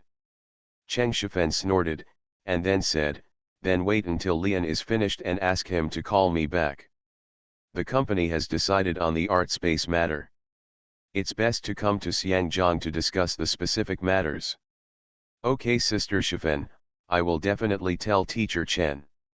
After finishing the matter, Cheng Shifen talked about the movie again and said to Li Dabai, the movie may premiere at the Venice Film Festival, which will give him time to contact the chairman of the Venice Film Festival. Li Dabai asked curiously, Sister Shifen, have you finished the post-production of the movie? The selection of the Venice Film Festival will be over soon. Cheng Shifen smiled and said, Dabai, you don't know what Xiangjiang speed is, you will catch up with the film selection. Hearing what Cheng Shifen said, Li Dabai smiled and said, okay, then I understand and will tell Teacher Chen. Zhang Qingqing, who was sitting in the living room, had no reaction when she heard about the Venice Film Festival. It was shocking that the Venice Film Festival had 800 million. Zhang Qingqing thought of many things while sitting on the sofa. If she could win Chen Lian in the end and marry him, wouldn't she be marrying into a wealthy family? Reach heaven in one step. Li Dabai hung up the phone, glanced at Zhang Qingqing who was fantasizing, and couldn't help but twitch the corner of his mouth. She used to like to fantasize like this. Why do you look like a fool? Fortunately, I am mature now. Li Dabai puffed up his chest slightly and took a small notebook to write down what Cheng Shifen told him. In the study, Chen Lian's cell phone was hot. While charging, he was talking to Chiao Linmu about his plan. Bundle sales, tie up Leixin, Changhong, and TCL. We must learn from them in terms of stance and slogans. We must raise the patriotic flag and shout out our identity as a national enterprise. Promotion is not as simple as a price war. This year's is not dumping or price war. Sony is not trying to occupy the VCD market. They have several core technologies. It doesn't matter at all. Our goal is brand awareness and market share. The price should be lowered appropriately, but it is not a loss-making shopping. Profit must be ensured. And if this marketing is successful, it will be no less than winning the CCTV bid for the first time, saving hundreds of millions inside and out.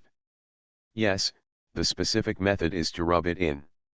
I don't feel ashamed. You are the one who takes the lead anyway. I am just a talented artist. Business matters have nothing to do with me. Second uncle, you are still a businessman, how can you say that you are thin-skinned? Just do as I say, raise the flag in the newspaper, contact Changhong and TCL for bundled sales, communicate with dealers, and the rest just keep being in the newspapers to gain fame. If you are thick-skinned and just show off, you can earn hundreds of millions in sales. Don't say you don't know how to use it. What man doesn't know how to use it? Fringe artists in the entertainment industry. Author, Chizu de Xiaomao. Chapter 221. Chapter 216-214. Xiaoli's invitation, 2 in 1. Dabai. Water. Add ice. In the quiet living room, Chen Lian's voice suddenly came from the study. Li Dabai stood up immediately after hearing the call and walked towards the refrigerator. Zhang Qingqing rubbed her knees and stood up. She wanted to go to the study to see what Chen Lian was doing. It's like I want to see how business tycoons do business, how they earn sales of hundreds of millions, and I want to see Chen Lian strategizing and wearing a feather fan. Li Dabai moved very quickly, poured a glass of ice water and walked towards the study. Zhang Qingqing took the opportunity to follow behind, slipped to the door of the study and heard Chen Lian making a phone call inside. We are a patriotic enterprise and a national brand. Is it wrong to resist the invasion of foreign companies? Is it wrong to get rich first to drive wealth later, and to give some feedback to consumers? How can it be just a waste of money? Patriotic entrepreneurs. National brands lead to wealth first and wealth later. When Zhang Qingqing heard these words, she glanced at Chen Lian who was on the phone inside, and couldn't help but feel excited. I really made the right choice. Only such an outstanding man deserves to be my master. Zhang Qingqing blushed. Although she was a little shy, she was more proud. He was still so young and an artist, and now he could strategize in the intrigues of business wars without forgetting his original intention. Where in the world could he find such an outstanding person? Li Dabai in the study put down the water and went out. Looking at Zhang Qingqing standing at the door, he closed the study door directly, looked at her and said, "Don't disturb Teacher Chen." This time Zhang Qingqing was not unhappy because of Li Dabai's attitude. Instead, she turned around and returned to the living room obediently. Seeing Zhang Qingqing being so honest, Li Dabai narrowed his eyes suspiciously, and then didn't bother to care about her. Chen Lian in the study took a sip of water, took a slight breath and said to the phone, "Second uncle, it's okay to play the patriotic card. Don't think about it so much. You do as I say first. I will go to Yangcheng in a while and talk to you in person." Said, "This is a once-in-a-lifetime opportunity, you must seize it." In a factory conference room in Yangcheng, Qiao Linmu and several key personnel from the factory looked at each other and then turned to Qiao Linmu when they heard Chen Lian's voice on the phone. Qiao Linmu put out the cigarette butt in his hand and said, "Okay, let's discuss it first and talk to you later, but I have to come over as soon as possible." "Okay, but we must seize the time to make a decision. Many companies will soon join in this war. If we are late, we will not be able to stand out." Chen Lian said a few more words before hanging up the phone. His expression looked a little tired after the excitement. Although he didn't understand the specific operations and management, he was still very accomplished in being able to participate in such a big scene with his own vision. Sensational. In fact, in Chen Lian's own opinion, he is just talking on paper, giving a direction and plan. If he is really asked to do these things, it is very likely that nothing will go well, let alone talking about cooperation with Chang Hong. Where does Chang Hong's door open? He doesn't even know. However, a company is a team, and everyone has a different division of labor. As long as Chen Lian can make effective suggestions and plans at critical moments, other things will naturally be done by professionals. You can't expect a technician to do the sales work, and let the salesperson do the research and development.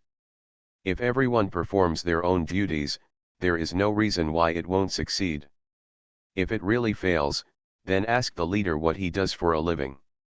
In the conference room of Leixin VCD, Qiao Linmu looked at the backbone of various departments in the factory, knocked on the table and said, "You have all heard what Lian said.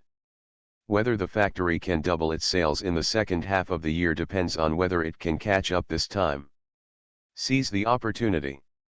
The director in charge of production said with some worry, "Director, then we have to increase production in advance, just in case the sales volume cannot be increased, we will have a backlog in hand. This is not a problem for you to worry about. As long as you can ensure that the finished lettuce is delivered on time and in the right amount." Qiao Linmu couldn't help but light a cigarette again, glanced at the person in the sales department and said, "Lao Xiao, I have been working in sales for more than 10 years, do you think this plan can be successful?" Qiao Linmu was actually worried that if he rashly joined the battle in the color TV industry, if he won, his sales would naturally double, but if he lost, all his hard work in the previous year would be lost. Lao Xiao from the sales department was silent for a while smoking a cigarette and said, "The plan is good, but the risk is not small. If it is not executed well, the gain will outweigh the loss." Lao Xiao was under the greatest pressure in this plan. He took a puff of cigarette and looked at Jiao Linmu and said, "But I think this opportunity must be seized." After hearing what Lao Xiao said, Jiao Linmu felt a little relieved, so he patted the table and said, "Let's do it." "Done," everyone in the conference room shouted together. Enterprises in the 1990s were full of vigor and courage, and they were much more courageous than the bosses who came later, and they all dared to fight hard. Chen Lian trusted his plan and the people in the factory, but to be sure, he sat in the study and carefully sorted out his plan. After all, it involved hundreds of millions in sales and the livelihood of hundreds of workers, so there was nothing sloppy about it. It's not necessary. After sorting out all the plans, Chen Lian checked and filled in the gaps several times before finally feeling relieved. He picked up the ice-free water glass on the table and drank it in one sip before calling Li Dabai over. "Dabai, go and fax these information to Yang Chen." Later Chen Lian handed the information to Li Dabai and warned, "This matter is very important. There must be no gaps when faxing." Li Dabai took the information and said with a smile, "Don't worry, Teacher Chen, I am no longer the Li Dabai I was before." Chen Lian looked at the energetic Li Dabai, nodded slightly, and then said hesitantly, "Forget it, I'll go with you. We just go out for a meal. I'm almost starving to death." Li Dabai, "You just don't believe me." Snort. "We are assistants who have learned from the secretarial manual." However, in such a major matter, Li Dabai did not dare to protest. He concealed his embarrassment and looked at Chen Lian and asked, "Okay, but your classmates are still waiting for you outside. What should I do?" Chen Lian was stunned for a moment and then remembered that Zhang Qingqing was still at home, so he hesitated and said, "Let's take her back to school together after dinner." "Okay, by the way, this is the list of people who called you today. I have marked a few important things." Li Dabai handed the small notebook in his hand to Chen Lian. Chen Lian took it and glanced at it, then put it on the table and said, "Well done, let's go eat first." More than 2 hours later, in an Audi in front of Beijing Film Academy, Zhang Qingqing let go of Chen Lian's hand, left a kiss on his cheek, and got out of the car with a sweet smile and a pile of gifts. After Zhang Qingqing left, Li Dabai, who was driving in front, couldn't help but curled his lips and said in a resentful tone, "Teacher Chen, I thought you only liked people older than you." Chen Lian glanced at Li Dabai, closed his eyes and said calmly, "Young people, don't always say whether you like them or not. Keep it simple, we are all friends." Li Dabai, "You are so naive. If I hadn't seen the torn stockings in the bedroom, I would have believed it." Maybe it was because he exhausted too much physical energy yesterday and too much mental energy today, so Chen Lian fell asleep after sitting in the back seat for a while. Li Dabai looked at the faint dark circles on Chen Lian's face, and was really afraid that he would suddenly die one day. Why did he have so many friends for nothing? The car drove smoothly. When the car stopped at the destination, Chen Lian did not wake up. Seeing Chen Lian sleeping with his head tilted, Li Dabai sighed and came to the back seat, sat next to Chen Lian, held his head on his lap, and gently rubbed his temples. Li Dabai's gaze crossed the hill and looked at the sleeping Chen Lian. His fingers couldn't help but lightly glide across his sexy jawline, and finally stopped on his lips. He pressed lightly with his fingers and raised his hand again. "I printed it on my face." Li Dabai couldn't help but laugh. In the words of Japanese novels, this should be called a slut's behavior. In the words of youth novels, this is called an ignorant and innocent crush. Li Dabai gently rubbed Chen Lian's temples and looked at him quietly. Even though the sky outside was getting dark and his legs were numb, he still did not choose to wake Chen Lian. After waking him up, he will definitely be busy again, so let him take a good rest first. After an unknown amount of time, Chen Lian opened his eyes in a daze and saw two hemispheres blocking his sight. There was a faint girl's body fragrance lingering on the tip of his nose, and what seemed to be elastic girl's legs were resting under his head. Li Dabai looked at Chen Lian, who opened his eyes and asked softly, "Teacher Chen, you are awake. Do you want to sleep for a while?" "No need." Chen Lian sat up with his hands on his hands, looked at Li Dabai and said, "Thank you, I just slept well. I haven't slept so soundly in a long time." Li Dabai showed a sweet smile and secretly pressed his numb thigh. Chen Lian glanced at Li Dabai's movements, stretched out and asked, "How long have I been sleeping? What time is it now?" 2 hours, it's now 8:05. Li Dabai immediately replied. Chen Lian didn't expect that he had slept for so long. No wonder Li Dabai kept rubbing his legs. Thinking that he still had 7 or 8 calls that he had not answered, he said to her, "It's so late, go back and rest early." "Yeah, okay," Li Dabai responded. Just as he was about to lift his legs, he couldn't help but snort. His legs felt like they were pricked by countless fine needles, and the sore and numb feeling was like the snowflake screen of a TV. Chen Lian looked at Li Dabai's appearance and couldn't help but smile. Then he opened the car door, went to the front seat and adjusted the seat forward. "Just bear with it, straighten your legs and rest for a while." Li Dabai blushed and hummed, feeling that the voice he just shouted sounded a bit inappropriate. Chen Lian leaned in front of the car window and said to Li Dabai, "You can go home after a while. I'll go back first." Looking at Chen Lian's leaving figure, Li Dabai couldn't help but muttered, "I don't know how to rub it for me, it's heartless." Chen Lian returned home and was in his study. He took Li Dabai's small notebook and answered the phone calls one by one according to the notes on it. "When I made the last call, it was already an hour later." Chen Lian looked at the things he had to do next in the notebook, and called Li Dabai again, reported his next itinerary to her, and asked her to make a schedule. "The next 2 months will be very busy," Chen Lian sighed after hanging up the phone. Just as he was about to take a shower and go to bed, his phone rang again. Looking at the unfamiliar number, Chen Lian hesitated before picking it up. An unexpected voice soon came from the other end of the phone. "Hey, is this Lian?"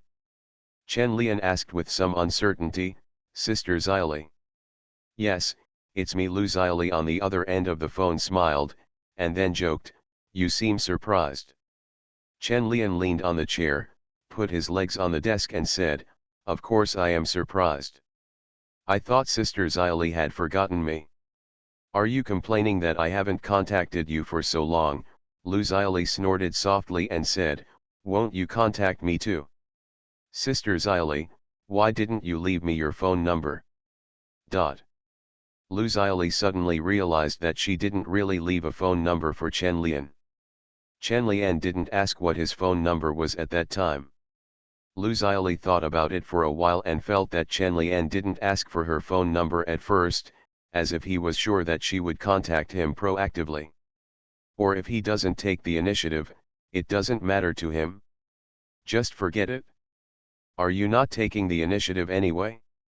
A lot of thoughts came to Lu Xylee's mind, but she still adjusted her mood and said, "Women are always more reserved, you should take the initiative to ask me." Chen Lian smiled and did not answer Lu Xylee's question directly, but asked instead, "What about this phone call now?" Lu Xylee on the other end of the phone looked embarrassed, feeling like she had been tricked. She had just said that women should be reserved, so wouldn't it be wrong to take the initiative to call her? The little man was quite good at it. Lu Xylee snorted, pretending to be shy, and said, "If you tease me again, I will die." "Okay, just kidding." Chen Lian put down his legs, sat up straight and asked, "Where are you now? Wuhan or Beijing?" "I just arrived in the capital today and I have something to ask you." "Are you in a hurry?" "If you're not in a hurry, we can meet and chat tomorrow." "Can't you do it tonight?" "Okay. Address." Listening to Chen Lian's words, Lu Xylee couldn't help but laugh silently. The little man knew that you couldn't help it, but she still pretended to hesitate and said, "Let's forget it. It's too late now. Let's see you tomorrow." Chen Lian, just playing tricks, right? How careless. Then let's talk tomorrow. After Chen Lian finished speaking, he hung up the phone and disconnected the battery. Chen Lian hummed a song and ran water in the bathroom to take a bath. Regardless of what Lu Xiaoli would think, he had to let her know the cost of playing tricks. She is still an adult and still playing tricks. It's so rude. Chen Lian suddenly hung up the phone, and Lu Xiaoli was stunned for a moment. She hesitated and called Chen Lian again, but this time she couldn't get through. Listening to the busy signal from her cell phone, Lu Xiaoli angrily threw the phone on the bed and couldn't help but snorted, "Stingy bastard, you are so angry." But after seeing the newspaper on the table out of the corner of her eye, Lu Xiaoli forgot all the unpleasantness. Only such a man is interesting. What can a man without a temper be capable of? Lu Xiaoli picked up the newspaper on the table and read the report about likes and VCD. She thought of Chen Lian, his handsome face and melancholy eyes, and that his artworks were sought after by so many rich people in Paris.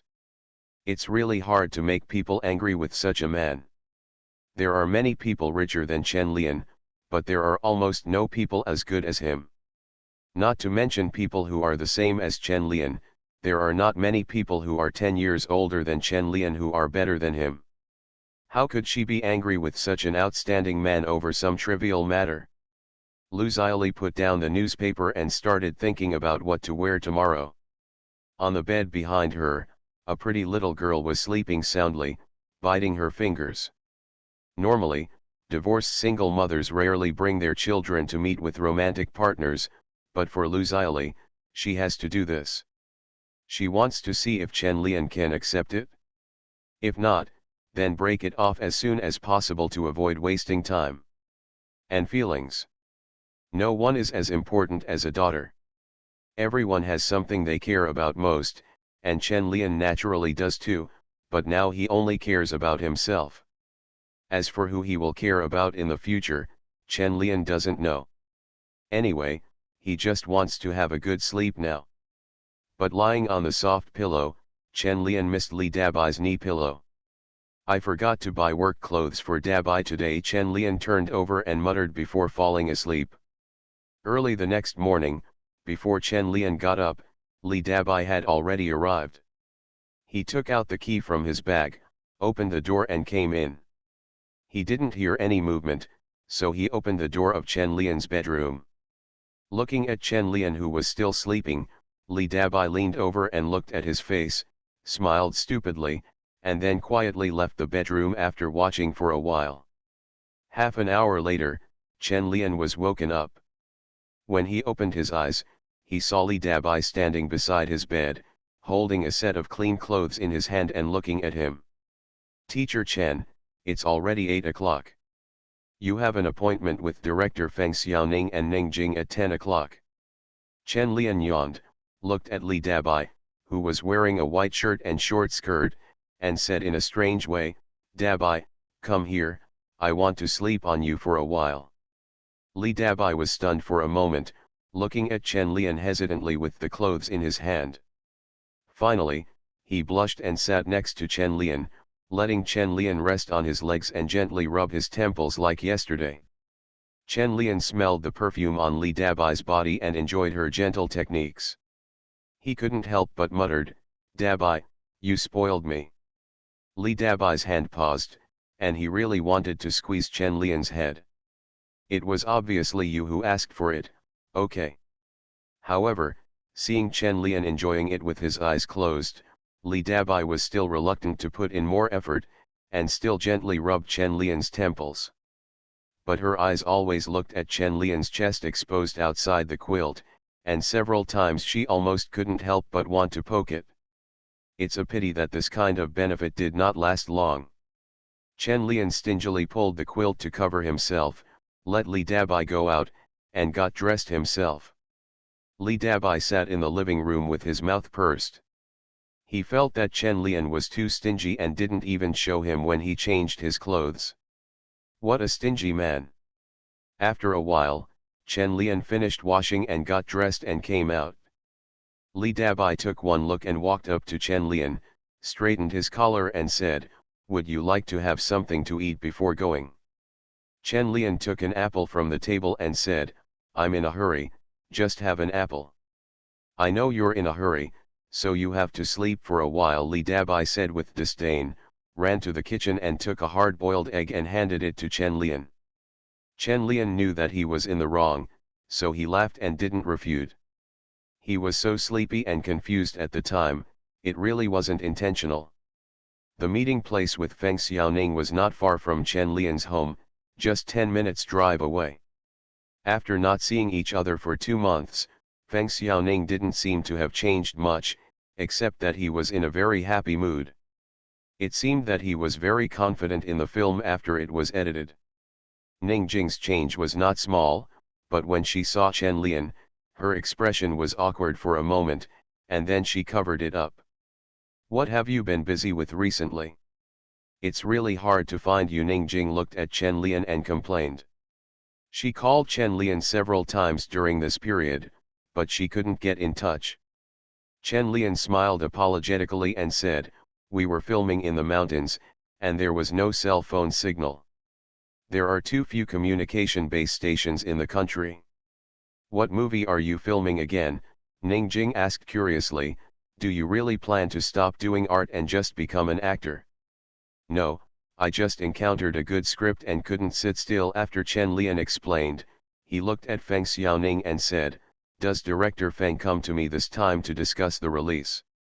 Feng Xiaoning nodded and said, "The factory has seen the finished film and plans to submit it for this year's Golden Rooster, so it may be released in advance. As an investor, I naturally want to tell you." Chen Lian was stunned for a moment.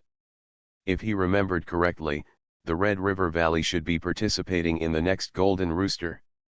It seemed that under his influence, this time was advanced.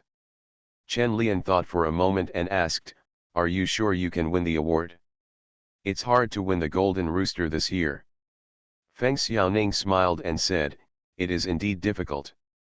Kong Fansen will participate in Red Cherry, face changing, but the factory is very confident, and so am I." Chen Lian didn't know where Feng Xiaoning's confidence came from. Which of these movies was easy to mess with? Moreover, this was the Golden Rooster Award.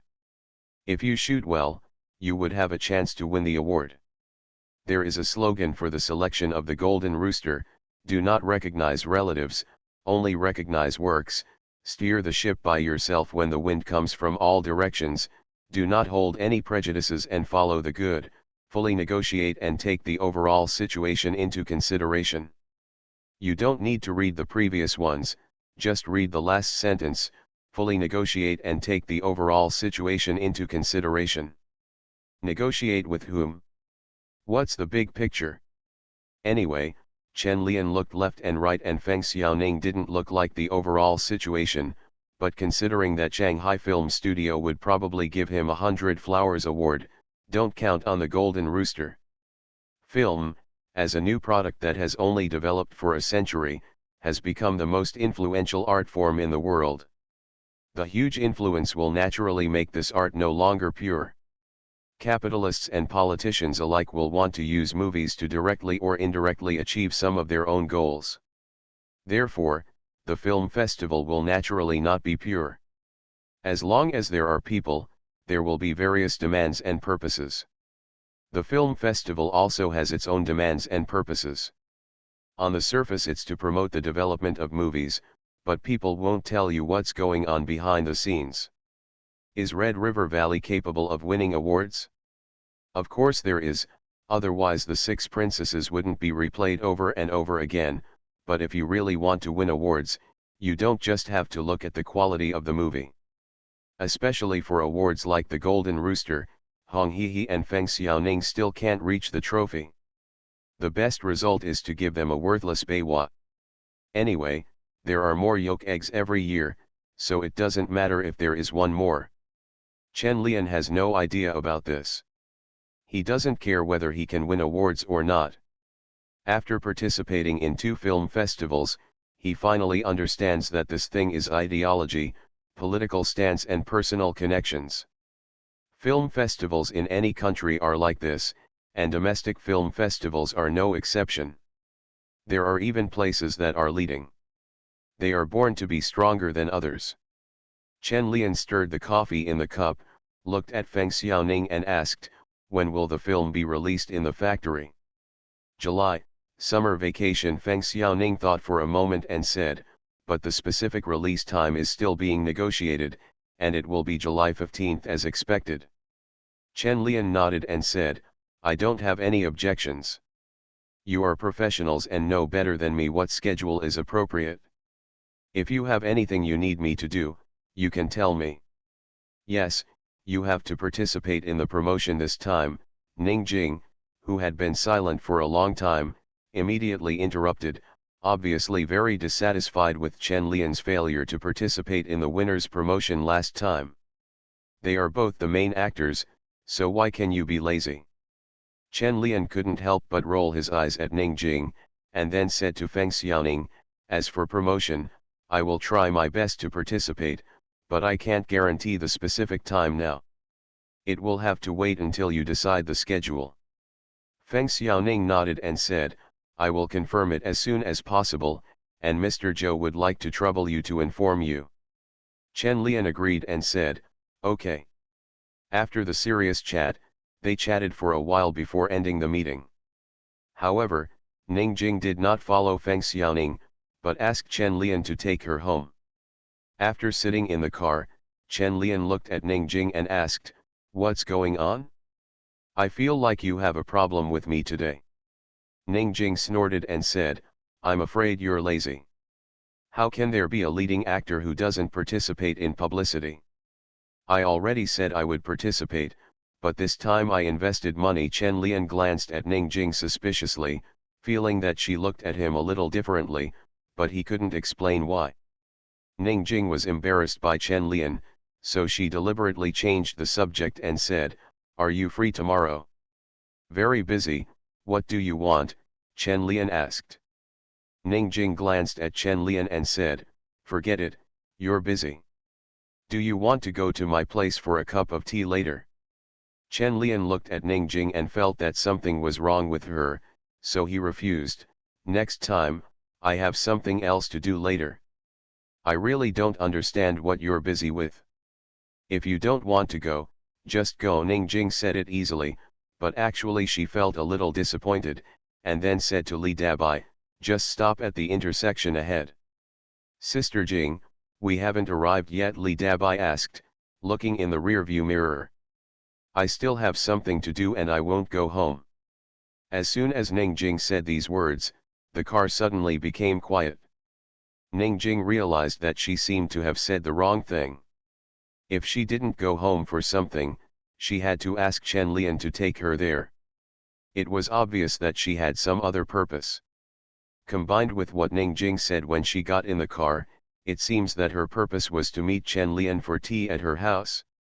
Ning Jing secretly glanced at Chen Lian and breathed a sigh of relief when she found that he had no reaction, thinking that he didn't think much about it. After the car stopped, Ning Jing quickly opened the door and got out. As soon as she took a step forward, she turned back and opened the door, looked at Chen Lian and said, if you are free tomorrow, call me. I have something to do with you. Before Chen Lian could reply, Ning Jing turned around and left, leaving only her back to Chen Lian. It's weird. Chen Lian closed the car door in confusion and said to Li Dabai, go back and contact Feng Xiaoning to confirm the scheduled time of the Red River Valley. If there is a conflict with the subsequent itinerary, negotiate with him and try not to. It will affect my future arrangements. Okay, Li Dabai responded, started the car and continued moving forward. After a while, the car arrived at the studio. Chen Lian got out of the car without waiting for Li Dabai to find a parking space. Parking in the alley was very troublesome. Every time he drove over, Li Dabai had to look for a parking space for a long time.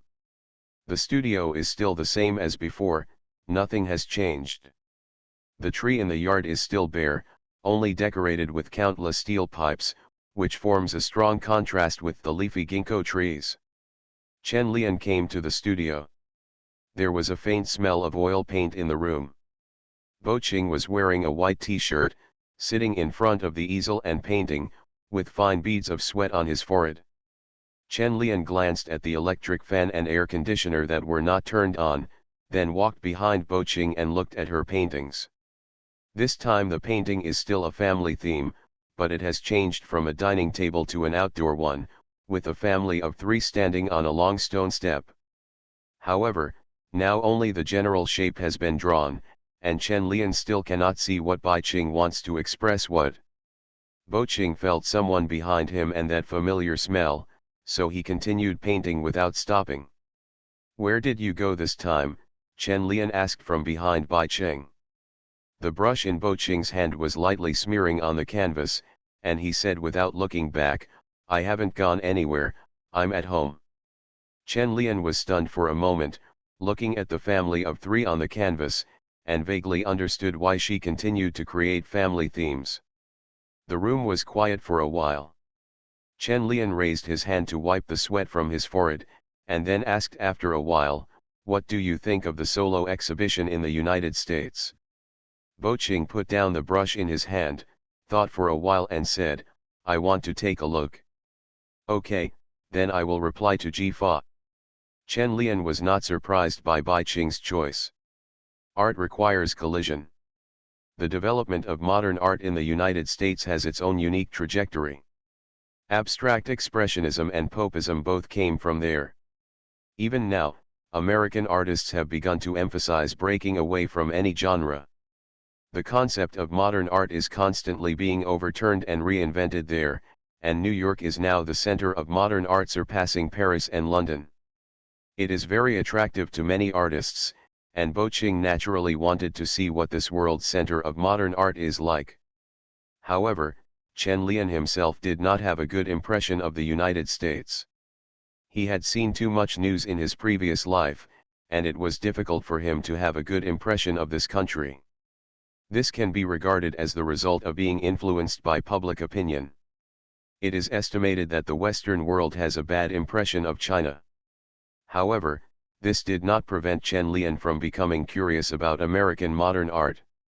As a country of immigrants and a new center of modern art, Chen Lian wanted to see what interesting things were produced in the collision of different cultural exchanges. It's just that Ji-fa's chosen exhibition time is August, and there's still a month left. Chen Lian spent the whole afternoon in the studio. He had been filming for several months and had taken so many photos, but they still hadn't been developed. When photographing the Red River Valley, Chen Lian took many photos of snow-capped mountains and temples, as well as many photos of local residents and monks. The purity and piety there were all recorded by Chen Lian. Various landscapes and characters reveal simple faith in Chen Lian's shots. Chen Lian wants to hold another film festival when Red River Valley is released. Chen Lian worked hard all afternoon and developed all the photos. Standing in the dark room, Chen Lian looked at the hung photos. Chen Lian felt that his mood had been cleansed again. But the tranquility of this moment was soon broken.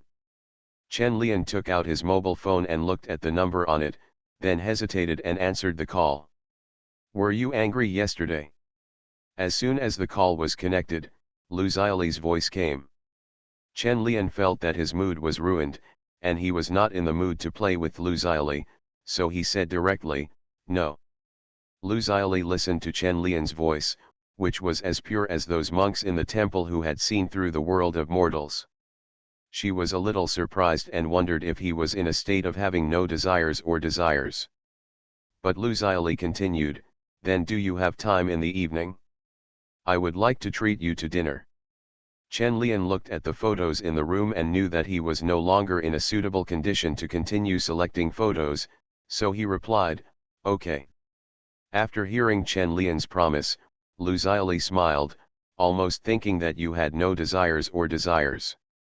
After making an appointment with Chen Lian on the time and place, Lu Xiaoli hung up the phone, looked at her daughter who was tinkering with her cosmetics next to her, and said, "Sissy, how about we go out for dinner and introduce a very powerful uncle to you?" Sissy, who was wearing braids, turned to look at Luziali and said oh, her voice was soft, sweet, and cute. Luziali couldn't help but rub her little face, picked her up and put her on her lap and said, "Sissy, do you want to put on makeup like mom?" "Well, I also want to be as beautiful as my mother," Sissy immediately turned to look at Luziali and said. Luziali hugged Sissy lovingly and said, "Our Sissy is already prettier than our mother, she will definitely be a little fairy in the future." "I don't want to be a fairy, I want to be a princess." Okay, our Sissy is a princess." In the studio, Chen Lian came out of the darkroom and saw Bai Qing still painting. He walked over and said, "I'm leaving first. I have an appointment with someone for dinner tonight." Bai Qing hummed indifferently, and then asked, "Will you come to my place tonight?" Chen Lian was looking at the family of three in Bai Qing's painting. He was stunned when he heard her words and said, "Well, I'll be there later." "Then go and do your work." Bai Qing picked up the pen and continued to draw. "I realized when I woke up in the morning that I forgot to post it yesterday. I remembered to set up a scheduled release. My brain seemed to be broken." You are listening to Novels at Bless Up channel. Wish you happiness and luck. Please subscribe to receive new novels. How do you feel about this novel? Please like and leave a comment. Fringe artists in the entertainment industry. Author, Chizu de Xiaomao. Chapter 222. Chapter 217-215. Call Uncle Chen. Kongwenmen is very lively at night. Summer is the most restless season for young people. No one will watch TV at home with an electric fan blowing on. Chasing fashion and trends is what young people are most passionate about nowadays. Whether it is a disco or a bar, there will always be a large circle of people gathered. Sitting in the car, Chen Lian looked at the young people on the roadside singing songs and shouting about their youth. He always felt that he was old. He even sat in the back seat of the car. If he tucks his white shirt into his trousers, wears a pair of blue nylon socks with his black leather shoes, and ties a crocodile belt around his waist, Chen Lian will be no different from a veteran cotter. "Dabai, do you think I'm old?" Chen Lian suddenly asked as he looked away from the car. Li Dabai was stunned for a moment and said, "You are not old. If you are considered old, you will not let others live." Chen Lian asked again in explanation, "I'm talking about mentality. Do you think my mentality is old?" Li Dabai glanced at Chen Lian through the rearview mirror. He didn't know how to answer for a moment. He had an old-fashioned mentality and just wanted to find someone to fall in love with and get married. He just knew how to play around all day long. "If I'm not doing art, I'm filming, and then I'm picking up girls. Pick up girls. Pick up girls. I have never seen a young man as young as you." Seeing that Li Dabai didn't answer, Chen Lian shook his head and said with disinterest, "I feel like I'm old and won't run wild on the street anymore." Li Dabai glanced out the car window at the young people who were singing and drinking on the street with no place to release their energy. He couldn't help but said, "Teacher Chen, if they have as many female friends as you do, they won't have enough energy. Time runs wild in the streets." Chen Lian coughed awkwardly. What he said made sense and there was no way to refute it. There was an awkward silence in the car. Li Dabai quietly stuck out his tongue, accelerated the car and quickly arrived at Maxim's door. After Li Dabai parked the car, he turned around and said to Chen Lian, "Teacher Chen, there seems to be a band performance at Maxim's tonight. Do you want to go to Zinqiao opposite?" Chen Lian turned his head and took a look, rolled down the car window and listened to the music coming from inside. He felt that Maxim was indeed inappropriate tonight. "Let's wait until she comes over. You can order a table later, but don't drink." Li Dabai let out a dull sigh, and suddenly realized that one of the disadvantages of being Chen Lian's assistant was that he had to often watch him date other women. After a moment of silence in the car, Li Dabai suddenly said, Teacher Chen, you promised Sister Bai Ching to go back tonight, don't forget it. No. After Chen Lian finished speaking, he opened the door and got out of the car. He had already seen Lu Xiaoli getting out of the taxi with a little girl in front of him. Taking his daughter out for a date, Chen Lian didn't understand what Lu Xiaoli was thinking. However, Lu Xiaoli's dress today was very exquisite, and it seemed that she had put a lot of thought into it. When Lu Xiaoli pulled her daughter over, she felt like she was bringing her baby on a blind date. Long time no see. Lu Xiaoli came over and said with a smile. She also lowered her head and said to her daughter, Sissy, call me uncle. A trace of embarrassment flashed in Chen Lian's eyes. He looked at the 7 or 8-year-old girl and said with a kind smile, your daughter is very cute. Sissy looked up at Chen Lian, her big watery eyes blinking, and timidly shouted, hello, uncle. Hello. Chen Lian bent down and said hello to Qian. Li Dabai, who was sitting in the car behind, covered his mouth and snickered when he saw this scene. He couldn't help but muttered, haha, Teacher Chen is probably stupid. Chen Lian was indeed a little confused. He stood up straight and looked at Lu Xiaoli, not understanding what she meant by bringing her daughter out with her. Lu Xiaoli saw the confusion in Chen Lian's eyes and said, I'm divorced and my daughter is with me. I can't leave her alone in the hotel, so I brought her with me. You don't mind, do you? Listening to the last pause in Lu Xiaoli's words, Chen Lian almost understood, so he smiled and said, I don't mind, Sissy is so cute and very lovable.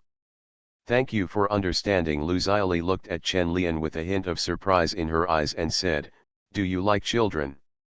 Chen Lian said with a smile, Qian is so cute, no one will dislike her.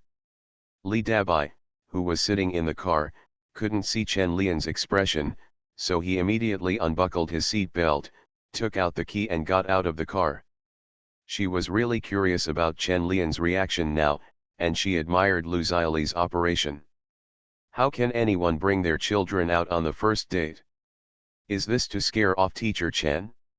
Or are you deliberately testing Teacher Chen? Li Dabai closed the car door and ran to Chen Lian. He glanced at Chen Lian's expression curiously and found that his expression was very calm. He felt a little disappointed for no reason. I really want to see Teacher Chen deflated. However, Li Dabai had not forgotten his identity, so he immediately said to Teacher Chen, Teacher Chen, I should go to Zhengqiao to reserve a seat first. Should I go to a private room or in the lobby? Chen Lian glanced at Li Dabai, and then said to Lu Xiaoli, I originally wanted to go to Maxim, but there is a band performance there tonight, which is quite noisy, so I want to change to Zhengqiao. Lu Xiaoli also heard the loud music coming from Maxim, and said with a smile, okay, it just so happens that Sissy doesn't like too much noise. Hearing Lu Xiaoli's words, Chen Lian turned to look at Li Dabai and said, go and book a private room. If there is no place, ask their manager to transfer one. Li Dabai nodded immediately, and before leaving, he glanced at the little girl in the princess dress. She was not as good looking as her mother, and her father probably didn't look that good. We will go there after Dabai has reserved a seat. If there is no seat, we will go to Jiangguo Hotel. Lu Xiaoli took her daughter's hand and nodded gently, well, you decide, we can both. Chen Lian smiled, bent down and looked at Sissy and asked, does Sissy like Western food? What do you want to eat? Hearing Chen Lian's words, Sissy raised her head and glanced at Lu Xiaoli. Looking at her mother's encouraging eyes, she whispered to Chen Lian, I like it. Chen Lian smiled, couldn't help but rub her little head, stood up and said to Lu Xiaoli, Sissy is a little scared of strangers. It will be fine when you get familiar with each other in the future, Lu Xiaoli said pointedly.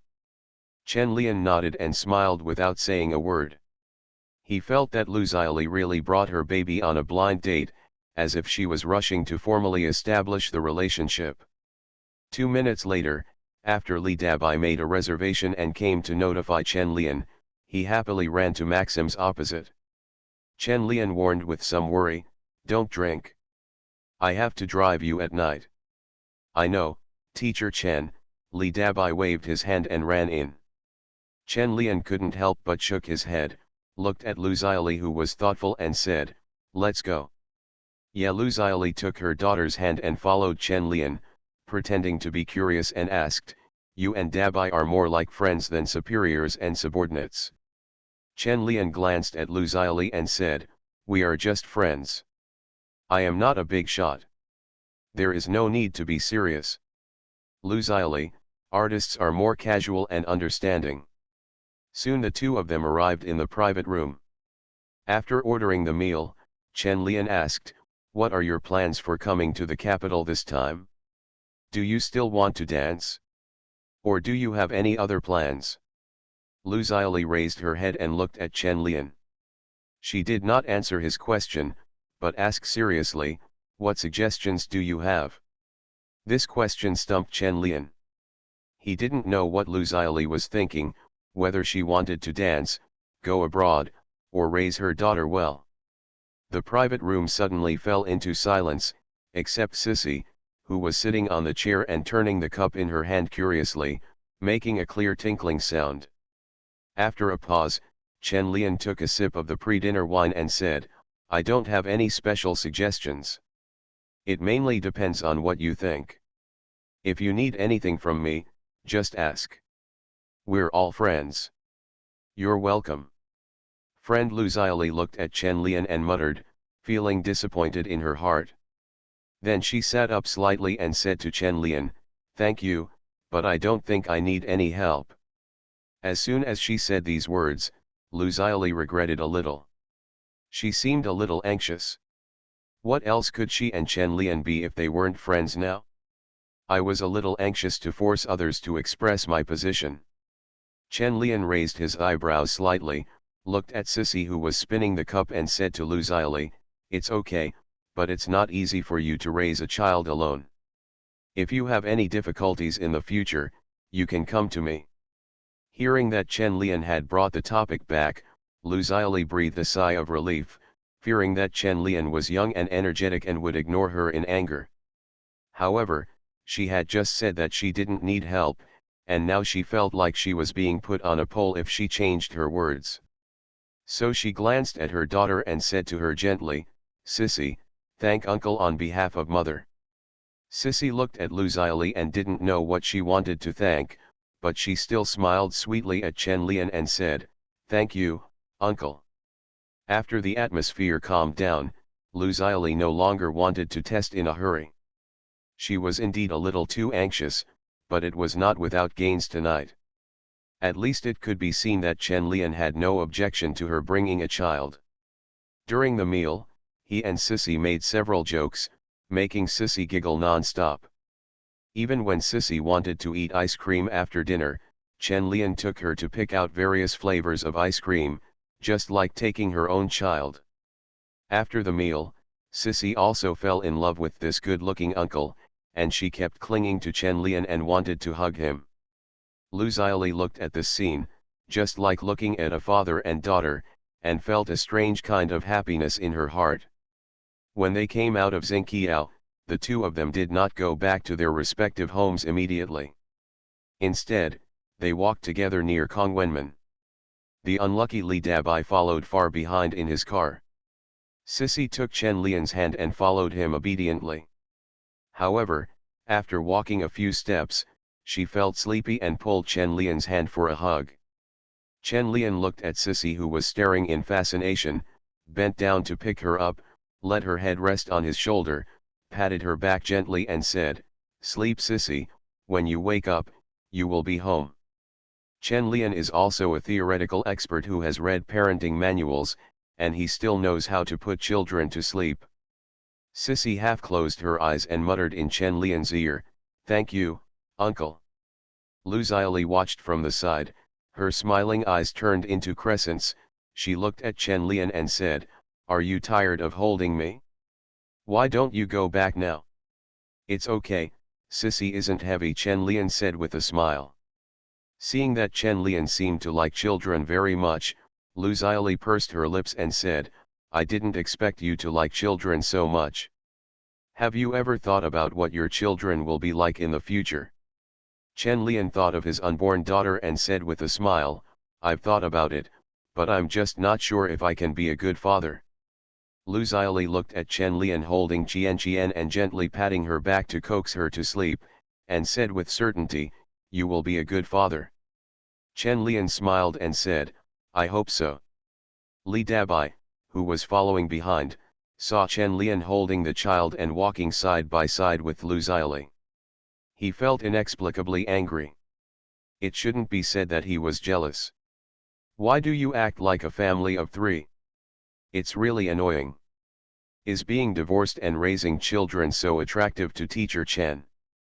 Teacher Chen is indeed a pervert. Li Dabai couldn't help but thought to himself, really wanting to sound the horn hard enough to scare him. After Chen Lian and Lu Xiaoli walked for a while, at the entrance of an alley, Lu Xiaoli deliberately stopped and took out her handkerchief and said to Chen Lian, you are tired from walking, you are sweating. Don't move, I will wipe it for you. Sweating.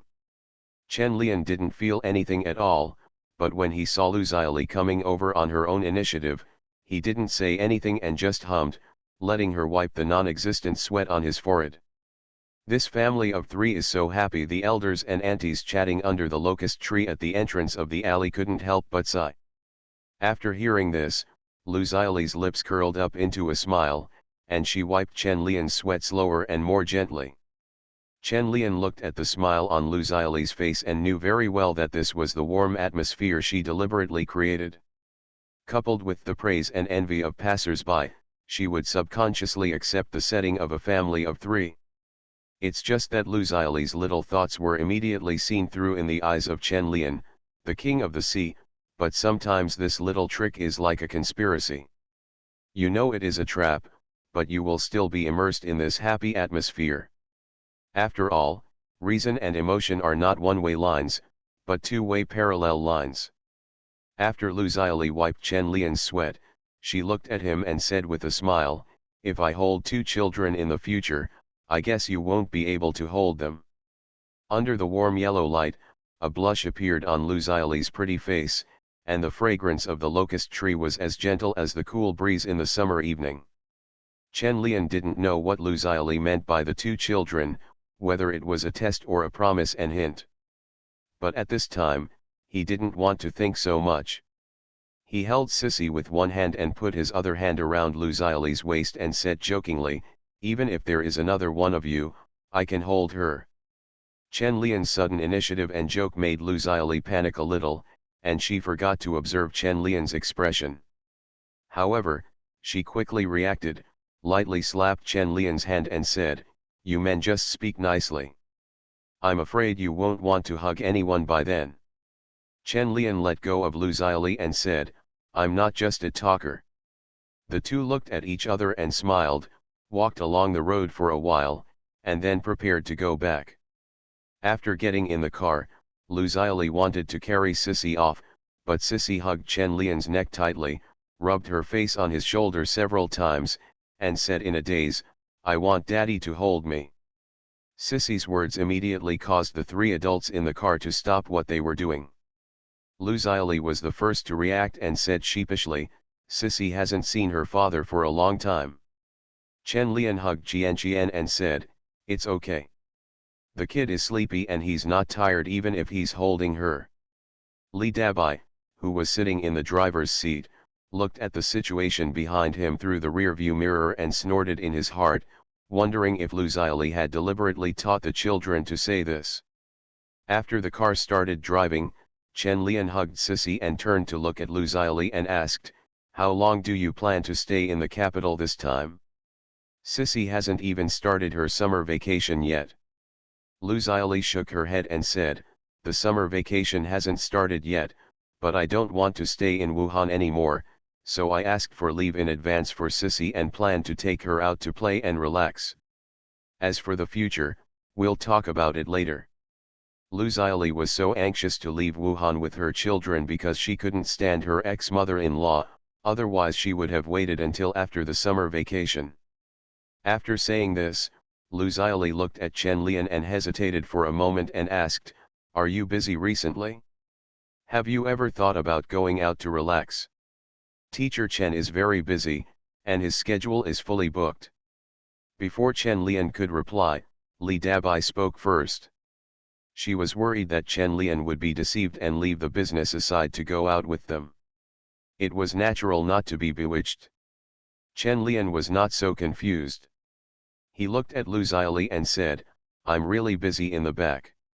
I have to go to Yangcheng to discuss a business, I have to go to Xiangjiang to promote a movie, and I have to go to the United States to hold an exhibition next month.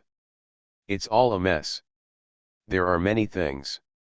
Hearing that Chen Lian was so busy, Lu Xiaoli felt a flash of disappointment. She also thought that she could take advantage of this opportunity to take down Chen Lian completely. Chen Lian looked at Lu Xiaoli and said, "But I suggest you stabilize your life before going out to play.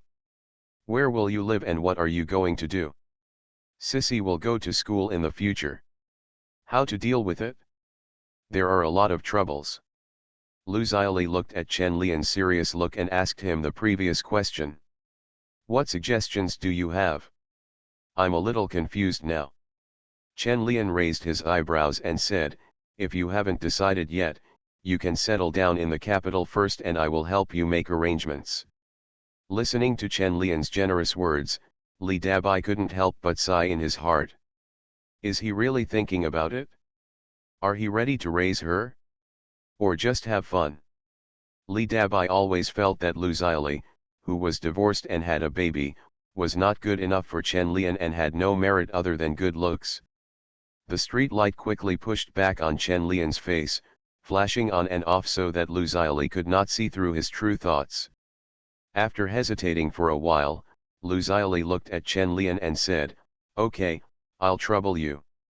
"No trouble, I'll be happy to oblige." Fringe artists in the entertainment industry. Author, Chizu de Xiaomao. Chapter 223. Chapter 218-216. Aim to exceed 2 billion next year. The dim warm yellow wall lamp exudes a faint light, forming a beautiful butterfly light and shadow on the wall. The unobstructed floor-to-ceiling windows in the room clearly reflect the scene in the room. Chen Lian placed the sleeping Sissy on the bed and pinched her chubby cheeks before getting up. Lu Xiaoli also put down her bag and walked over. She took off Sissy's shoes and covered her with a blanket before making a gesture to Chen Lian to go out and chat. Chen Lian followed Lu Xiaoli out and took a look at the suite. Unexpectedly, Lu Xiaoli was quite luxurious, and the two of them stayed in the suite.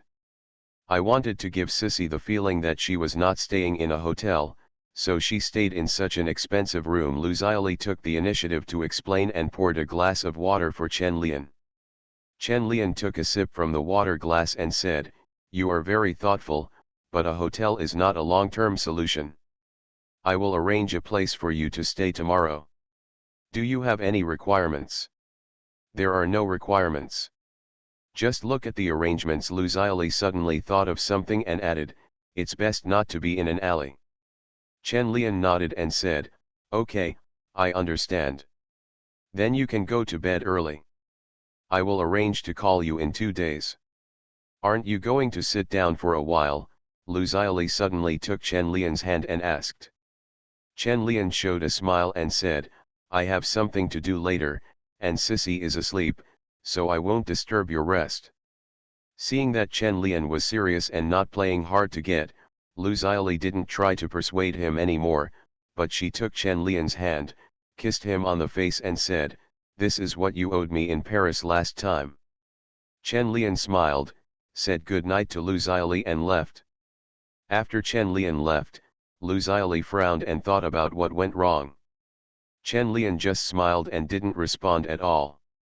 "Are you no longer interested in yourself? Then why do you want to help yourself arrange your future life?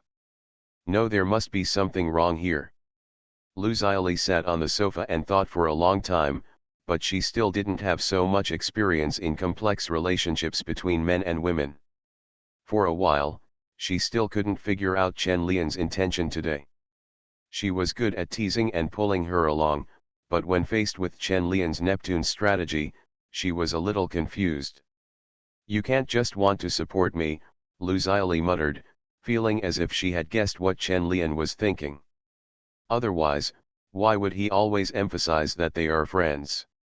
Does this mean that he is unwilling to go further? Lu Xiaoli sighed when she thought of this. She felt that her plan was ruined. To be precise, it was cut in half. The direction of the story was different from what she thought. Maybe Chen Lian gave her too many illusions before, making her think that Chen Lian liked her, but now she realized that it wasn't that simple.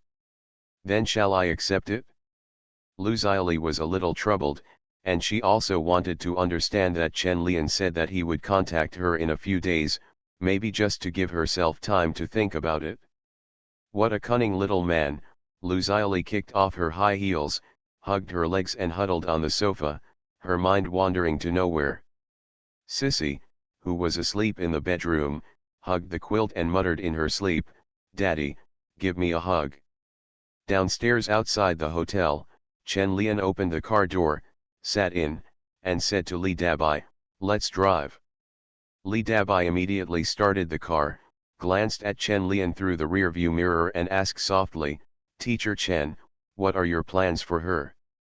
Chen Lian rolled down the window and felt the cool night breeze and asked nonchalantly, "What are your plans?" "Didn't you say you wanted to help her make arrangements?" Li Dabai asked while driving. "I haven't thought about it." "Tomorrow you go and see where there are ready-made houses with fine decoration. The location of the community is better and the area is bigger." After Chen Lian made arrangements casually, he got down to business. "Help me book another one to go to Yangcheng the day after tomorrow air ticket." "Okay, do you want me to go with you?" Li Dabai stopped asking. "You are my assistant, what do you want to do if you don't follow me?" "Oh, you didn't let me follow you last time. You still talk back, right? Being an assistant is so hard." Li Dabai felt that Chen Lian was not in a good mood today, and he did not dare to speak during the whole journey. After sending Chen Lian downstairs to Bai Qing's house, Li Dabai drove away for fear of being scolded by Chen Lian again. Chen Lian hadn't been to Bai Qing's house for a long time. When he came in, Bai Qing was still asleep and was sitting on the sofa in the living room reading a book. Seeing Chen Lian coming back, Bai Qing put down the book in his hand and asked, "You came back so early?" "Well, let's have a meal with friends." Chen Lian sat next to Bai Qing, leaned against her and said tiredly, "I'm tired, I want to come back and sleep." Bai Qing smelled the faint scent of women's perfume on Chen Lian, frowned and said, "You just need to be calm." Chen Lian lay down with his pillow on Bai Qing's legs and said, "When I get old and can't move anymore, I will be at ease." Listening to Chen Lian's shameless words, Bai Qing couldn't help but pinch his face hard and said, "Why are you so shameless? Take the pain less." Chen Lian twisted his face and hugged Bai Qing's thin waist and muttered, "Don't move, let me sleep for a while." Bai Qing angrily picked up Chen Lian by his ears and said, "Go and take a shower, you really thought I told you to come to bed?" "Chen Lian, I knew I wouldn't come. How nice to go home and sleep." He could also rest his head on Dabai's legs, but Dabai probably wouldn't want to either. Being a scumbag is too tiring. No wonder everyone wants to be a pure love god of war. It is simple, easy, and has no pressure on the body and mind, and no pressure on the wallet. The next day, after Chen Lian was busy in the studio all morning, Li Dabai came back to report on the task, and the final result was that he had to spend money again. Chen Lian couldn't help but sigh. His savings had never been full in the bank for more than half a year. The dividends he received from VCD in the past 2 months were not warm enough, and now he had to spend them again. "Teacher Chen, do you want to check out those houses?" Li Dabai actually wanted to ask if Lu Xiaoli should go and check them out. Chen Lian shook his head and said, "I don't have time in these 2 days. I'll talk about it after I finish my work." Seeing Chen Lian's calm demeanor, Li Dabai couldn't figure out what his attitude was towards Lu Xili. He took the initiative and deliberately ignored her. Li Dabai felt that Chen Lian might regret it. After all, a house is so expensive, so he tested it in a low voice, "Teacher Chen, a house is so expensive. Are you really ready to give it away?" "Giving it away? Why do you want to give it away?" Chen Lian glanced at Li Dabai strangely, and then said, "Even if it is given away, it won't be like this now. Let's talk about it later." Chen Lian was too lazy to explain to Li Dabai. After putting the last photo into the album, he took out his mobile phone and called director Yang. "Lao Yang, is there any exhibition in the museum recently?" "Who are you calling Lao Yang? There are no big or small ones." Curator Yang scolded Chen Lian before saying, "There has been no exhibition recently. Do you want to hold an exhibition?" Chen Lian smiled and then said, "Well, I have this idea. I took a group of photos, and I want to hold a film exhibition." Curator Yang thought for a while and said, "Send the work to me later, but the money should not be less." Chen Lian, "This old man is really conscientious of his duties." After hanging up the phone, Chen Lian handed the photo album to Li Dabai and said, "Please help me go to the National Art Museum of China in the afternoon and give this to Director Yang." "Can I just send it over?" Li Dabai asked as he took the photo album. "Well, I'll talk to him about the rest when I get back from Yangcheng." It was really hot in Yangcheng in June. When he got off the plane, Chen Lian saw that the air seemed to be distorted. "Teacher Chen, I'm going to heat up," Li Dabai shouted weakly. Chen Lian turned his head and glanced at Li Dabai, thinking about what Dabai's made-up looked like, a bursting cream puff. Why are there still pictures? The artist's imagination is a bit rich. Chen Lian put on his sunglasses, took the bag in Li Dabai's hand and said, "If you are afraid of the heat, go quickly. There is air conditioning in the car." The factory arranged a car to pick up Chen Lian at the airport. It was an 80% new Santana, but the air conditioning was still very powerful. Li Dabai sat next to Chen Lian and kept fanning his hands, almost sticking out his tongue. Chen Lian glanced at Dabai, who was dangling because of her excessive movements, knocked her on the head and said, "Little girl, pay attention to your image." Li Dabai covered his head and groaned, looked down at his own Dabai, and leaned against the car window depressedly, not wanting to speak. Who can understand Dabai's troubles? The car soon arrived at the factory. Seeing the trucks pulling goods at the entrance of the factory, Chen Lian couldn't help but stop and look at it for a long time. The cars were full of money, and Chen Lian seemed to smell the smell of money in the air. "What are you doing standing here?" Xiao Linmu wiped his sweat and walked out of the factory. When he saw Chen Lian standing there, he urged, "Come in quickly, we are waiting for you." "Here we come." Chen Lian withdrew his gaze and walked over quickly. In the conference room, as soon as Chen Lian came in, everyone's eyes fell on Chen Lian. This was the first time for this major shareholder to attend a factory meeting. Although this is the first time we meet, everyone is still very familiar with Chen Lian. He is an artist and a movie actor. Every time I go to the factory director's office, I see the magazines and cut down newspapers in his office.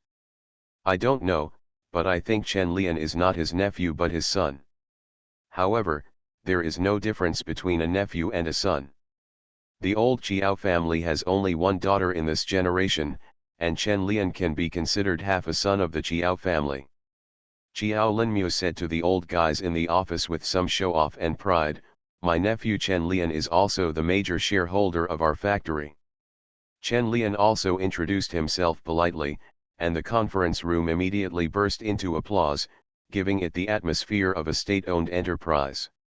However, most of the people here came from state-owned enterprises. So many state-owned enterprises closed down in the past few years, and a lot of talents were lost. After a brief exchange of greetings, the meeting officially began. They had already read the plan that Chen Lian asked Li Dabai to fax. Today's meeting is to discuss the subsequent development and detailed strategies in detail. As the proposer of the plan, Chen Lian was naturally at the center of the meeting today, explaining some of the new concepts in the plan to everyone. Li Dabai sat in the corner and watched Chen Lian teach a group of people and convince a group of sales elites. Li Dabai held his chin and smiled stupidly, muttering to himself, "Teacher Chen is so handsome, he is so good at everything he does. Especially the best at seducing women." Li Dabai was inevitably a little depressed when he thought of this. Why didn't he seduce himself? Li Dabai looked down and wondered if Chen Lian disliked him for being too big. Li Dabai spent the whole afternoon guessing why Chen Lian didn't seduce him, since there were so many opportunities. In the evening, the office suddenly became quiet.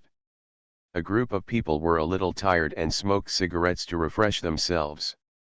They had finished talking and the matter of joining the war in the color TV industry was finally decided. Chen Lian's voice was a little hoarse.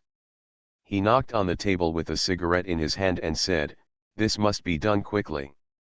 Changhong has become a well-known patriotic brand in the TV field.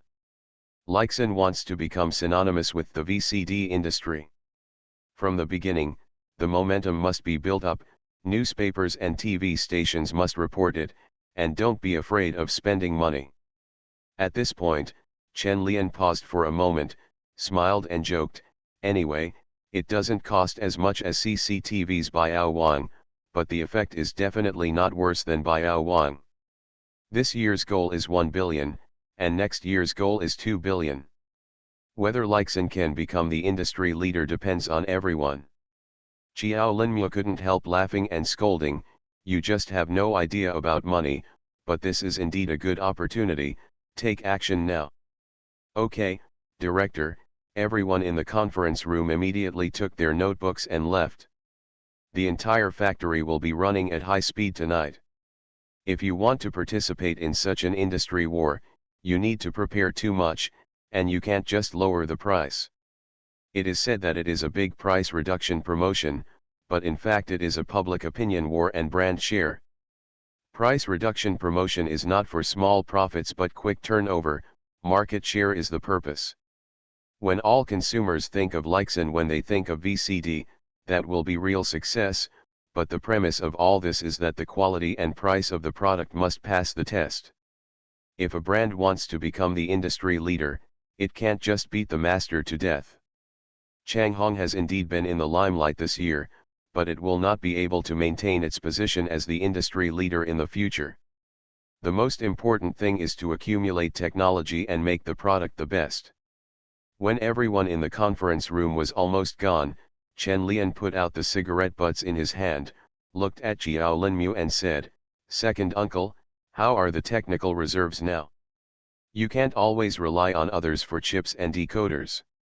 Xiao Linmu took a puff of his cigarette and said, "We just recruited a few graduate students this month, and the original technicians' research and development has also made good progress." Chen Lian nodded when he heard this and said, "Technical talents are the most important. Leixin cannot always make VCDs in the future. This thing will be eliminated in a few years." Xiao Linmu was stunned for a moment, looked at Chen Lian and asked, "Will it be eliminated in a few years?" "Well, this is a transitional product in the development of science and technology. It has a short lifespan." Chen Lian rubbed his temples and said, "The future is dominated by the internet. Domestic computer sales this year have exceeded 10 billion, and the development speed is very fast." "Of computer," Xiao Linmu frowned, looked at Chen Lian and asked, "This has nothing to do with VCD, right? Can it replace VCD?" Chen Lian shrugged his shoulders and said, "If it doesn't work now, it doesn't mean it won't work in the future. Computers are iterating faster than rockets, but we haven't yet reached the point where we need to consider the next step." Xiao Linmu silently remembered what Chen Lian said, but as Chen Lian said, "It's not time to think about future development yet, let's fight the battle in front of us first. Let's first make Leixin number one in the country and achieve sales of over 800 million by the end of the year. Aim to exceed 2 billion next year. Fringe artists in the entertainment industry. Author, Chizu de Xiaomao. Chapter 224. Chapter 219-217. The surprise given by Beauty Chen. It's not far from Yangcheng to Xiangjiang. It's more than 100 kilometers away and can be reached in 2 hours by car. Chen Lian was scolded by Jiao Linmu for coming to Xiangjiang so late, but Chen Lian was so thick-skinned that he didn't care at all. At 9 o'clock in the evening, Chen Lian came out of the pass, followed by Li Dabai, looking excitedly at the night view of Hong Kong. "Teacher Chen, can you stay in Xiangjiang for a few more days this time?" Li Dabai couldn't help but said while looking at the tall buildings in the distance. Chen Lian glanced around outside the gate, then turned back to Li Dabai and said, "We don't have that much time. There are still many things to do in the capital." "Oh fine." Li Dabai also knows that Chen Lian has been busy recently, and it is not easy to find time to come to Xiangjiang this time. Chen Lian saw Wang Zuxian waving to him outside, turned around, and said to Li Dabai, "I'll give you a day off tomorrow. Will you go out to play by yourself, or will you follow me?" "Follow you," Li Dabai said immediately. He was unfamiliar with the place and had watched many Hong Kong gangster movies, so he was still a little scared. Chen Lian hummed and said, "Let's go then." Wang Zuxian saw Chen Lian approaching and was about to run over and give him a hug when she noticed that there was a woman following him, and her pace immediately slowed down. Li Dabai noticed the scene and carefully shrank behind Chen Lian, fearing that the imperial concubine would misunderstand her. No one would support her when the queen was away. Chen Lian quickly walked up to Wang Zuxian, put his arms around her waist and said, "What's wrong with you? You're not happy to see me at all." Wang Zuxian glanced behind Chen Lian, then looked at Chen Lian again, and whispered, "Who is she?" Chen Lian smiled and couldn't help but laugh at Wang Zuxian's jealous look. "Are you jealous?" "She is my assistant, Li Dabai." Seeing Chen Lian teasing her, Wang Zuxian pinched his waist angrily and said, "You didn't tell me in advance. With your temper, who knows whether she is your assistant or not?" Li Dabai, who heard the conversation between the two, couldn't help but interject in a low voice, "I am really Teacher Chen's assistant." Seeing someone nearby, Wang Zuxian didn't care about Chen Lian, turned to look at Li Dabai and said, "Hello, Dabai." Li Dabai saw Wang Zuxian talking very well and said with some excitement, "Hello. I am your fan, I like you very much." She especially liked a Chinese ghost story played by Wang Zuxian, it was so beautiful. Wang Zuxian took a look at Li Dabai. She was a young girl, and she was also a fan of her own movies. The vigilance in her heart immediately dissipated a lot based on her understanding of Chen Lian. He didn't like little girls, but only liked mature women. Wang Zuxian asked in a low voice in Chen Lian's ear, "What will she do that night? Let her go to the hotel by herself." Li Dabai, he was abandoned again. The name Dabai is really bad, just like the light bulb. But after 2 days off, I was able to take a walk around Hong Kong. I want to check out the scenes in the movie. In Wang Zuxian's villa, Chen Lian looked at her while eating a late-night snack and asked, "How do you feel about going to school recently?" "It's very good. Although there are not many courses, they are quite fulfilling," Wang Zuxian said with a smile, and then ran to his room happily, took out a few books and put them in front of Chen Lian and said, "Look, it's my textbook, and now I'm learning about the European Renaissance." Chen Lian looked at the art history theory in front of him and flipped it open. He saw many underlined places on it. It seemed that Wang Zuxian was studying very seriously. After reading for a while, Chen Lian closed the book and asked, "Do you really plan to collect art in the future?" "Well, I'm not short of money. I've made a lot of money in the property market recently." Wang Zuxian looked at Chen Lian and said, "If I become a famous art collector in the future, I will definitely buy back all your works." Chen Lian held back his smile and said, "Then you probably won't make enough money from the property market." Then you won't sell it to me cheaper. Wang Zuxian hugged Chen Lian's arm and said, I don't want to film now. I have to find something to do. I can't be a housewife. Then you are the most beautiful housewife. Wang Zuxian snorted and said, of course. Chen Lian smiled, put down his chopsticks and said, I've finished eating. What's the next show? Take a shower and sleep. Oh. After a while, the sound of water splashing was heard in the bathroom. In the steaming bathtub, Chen Lian held Wang Zuxian's ankle and gently pinched her round and lovely toes. These were once rated as the most beautiful feet in the world. In the movie Green Snake, Wang Zuxian fully displayed her beauty, and Chen Lian was deeply impressed by many of the scenes. Old Monster Sue is also good at photographing beauties.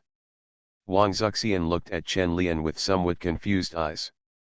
Her little feet were unusually flexible. Seeing Chen Lian enjoying herself, she couldn't help but speed up. I just liked watching him hum.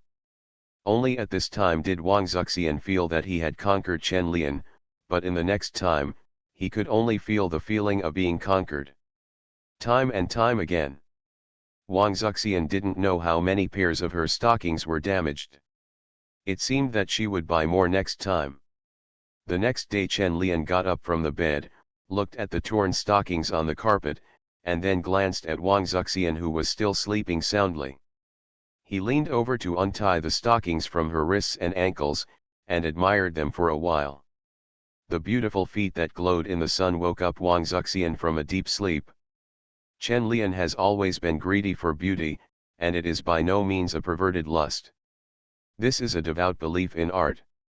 Chen Lian took the time to come to Xiangjiang this time not just to appreciate the beauty, but also to do business. In a tea restaurant in Central, Chen Lian and Wang Zuxian met Cheng Shifen, but the atmosphere among the few chatting was not very good. Lian, the company's attitude is now very clear. We can only temporarily postpone your art space for a while. Cheng Shifen looked at Chen Lian apologetically. Chen Lian took a sip of the frozen lemon tea but showed no reaction. He looked at Cheng Shifen and said, how long will the delay be? If it takes too long, I will do it myself. This won't take long. It will be in March next year at the latest. The company's budget for this year is indeed small, Cheng Shifen explained. Chen Lian nodded, and after wiping out all the pineapple buns on the plate, he said, Sister Shifen, you know that's why I signed the contract. Cheng Shifen sighed and said, well, the company's shareholders believe in the influence and appeal of Sui Amor, and I will try my best to fight for it. It doesn't matter. I don't mean to blame Sister Shifen. When doing business, you have to consider risks and rewards. Chen Lian wiped his mouth and said, it's just that I can't continue to wait. Do you want to terminate the contract? Cheng Shifen looked at Chen Lian and asked. Chen Lian nodded and then shook his head and said, that's right. Since the company has no money, then we can just pay for it ourselves. But the contract needs to be changed. I will pay and the company will help me operate it. Naturally, the share will also have to be changed. Speaking of this, Chen Lian smiled and said, actually, if I didn't have so many professional people and experience, I would have done it myself. I'll vote. Wang Zuxian also interrupted, looked at Chen Lian and said with a smile, just treat it as my extracurricular project. Chen Lian patted Wang Zuxian under the table, looked at Cheng Shifen and asked, what do you think, Sister Shifen? The company doesn't have to pay so much, it just needs to be responsible for the operation. Cheng Shifen looked at Chen Lian and was silent for a while and said, Lian, how about this? I will personally invest part of it. I am very optimistic about this project. Chen Lian smiled and said, of course I welcome Sister Shifen's investment, but aren't Sister Shifen afraid of losing money? Don't be afraid. Cheng Shifen paused and said, I know your plan best. It's impossible to lose money unless you mess around. Wang Zuxian looked at Cheng Shifen curiously and asked, then why is the company unwilling to start this project now? I think I have no influence now. Chen Lian took the initiative to analyze. Feng Yu's box office in Xiangjiang this month is not good. Christ in Nanjing has not been released yet and is too niche for the arts. I have no influence in Xiangjiang. Feng Yu has been released for many days, but the box office is very poor, and the reputation is even worse. The media in Hong Kong even said that Feng Yu was director Cheng's crazy work after winning the Palme d'Or. Although the box office reputation was not good, Chen Lian, the second male lead, did not attract much attention, but many people still remembered Chen Lian. A mainland actor who starred in 2 movies with Zhang Guorong, he is handsome and much better looking than the newcomers who were praised in Zhang Guorong's other 2 movies. Chen Xiaochun, isn't the pheasant I played handsome? Cheng Shifen heard what Chen Lian said, nodded, and said, there are indeed reasons for this, but the most important thing is that the company's budget this year is really not enough. Chen Lian didn't care whether what Cheng Shifen said was true or false, he just smiled and said, in this case, let's change the cooperation method. I hope Sister Shifen will renegotiate with the company. If the company is not willing, then it can only terminate the contract. I can make the decision on this, Cheng Shifen said directly, then looked at Chen Lian and said, but Lian, have you thought about how to build the first art space? Chen Lian nodded and said, I've thought about it. I've been imagining it for a long time, and I'm just waiting to move it from my mind to reality. Okay. Then I will prepare the contract again now. After coming out of the tea restaurant, Chen Lian looked at Wang Zuxian and said, actually, this project is just an attempt of mine. There is no need for you to participate. Strictly speaking, it is not about making art, but about downgrading art and commercializing art. Just like luxury goods now, the trend is the degradation of art. Wang Zuxian smiled and said, it doesn't matter, I also like to make money. Don't you look down on me for making little money in the real estate market? I just want to make a lot of money with you. I'm very stressed when you say that. Chen Lian smiled and put his arm around Wang Zuxian's waist. He didn't care if someone would take photos secretly. He looked at her seriously and said, but I will definitely make you a rich little woman. Wang Zuxian panicked a little, fearing that she would be secretly photographed by paparazzi again and become the target of ridicule in magazines. But looking at Chen Lian's affectionate and serious look, he simply didn't care so much. He hugged him and said, if I have to pay for it, I will become a housewife, but you have to pay yourself to me. I can compensate you now. I can't afford the rent, housekeeper.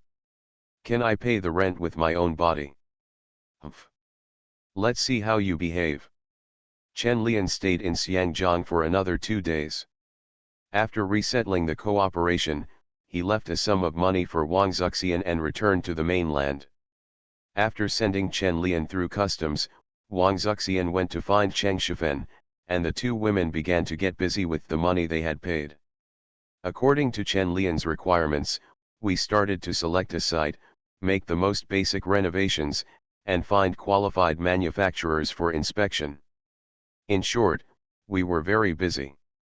On the plane flying to the capital, Chen Lian looked at Li Dabai, who was transformed into a Hong Kong sister, and couldn't help but praise, you have changed a lot in the past 2 days. Li Dabai gently shook his long hair and looked at Chen Lian and said, Teacher Chen, do you think my hairstyle looks good? Not bad, much better than that big wave you had last year. Big waves were a popular hairstyle in Beijing last year. Li Dabai was a little depressed. Chen Lian always disliked her big waves at that time, but she obviously changed them later. After returning to the capital, Chen Lian received a call from Feng Xiaoning, and Red River Valley was officially scheduled to be released on July 20th. There is less than a month to go and the promotion will begin soon. It was a rush at this time. After Chen Lian hung up the phone, he felt that he would be extremely busy in the next 2 months. I have to hold a film festival, participate in the promotion of the Red River Valley, go to the United States to hold an exhibition, and participate in the Christian promotion in Nanjing. When Chen Lian had a headache, Chen Miren's call also came. There was something at the advertising company that Chen Lian needed to go to. The advertising business is now on track, and film and television investment has not fallen behind, but now the company is almost running out of money. I don't know if it was because he walked around Yangcheng and shouted the slogan of 2 billion. When Chen Lian returned to the capital and talked with Chen Miren about investing millions in TV series, it always felt like a child playing house. Chen Miren couldn't help but rolled her eyes and said, "Don't you look down on this small amount of money? How could it happen? I'm so poor that I can hardly afford a house," Chen Lian said lazily while lying on Chen Miren's big white legs. He has become a bit fond of knee pillows recently and really enjoys the feeling. Beauty Chen pinched Chen Lian's earlobe with her little hand and asked curiously, "Why do you want to buy a house again?" Investment," Chen Lian explained casually. Chen Miren looked at Chen Lian suspiciously, turned Chen Lian's face and looked condescendingly into his eyes and asked, "Aren't you going to buy a house and raise a woman?" "How is that possible?" Chen Lian said without changing his expression. "Do I have that kind of character? It's okay for others to support me." "That's true," Chen Miren nodded, and then realized that she had been led astray by Chen Lian. She hit him angrily and said, "You have led me astray again.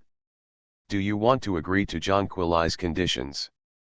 "Yes, I'll give him dividends but no salary." Chen Lian thought for a moment and said, "But we have to control the degree and don't agree so easily, and the contract must be signed well, and the copyright and specific collaborations must be clearly stated."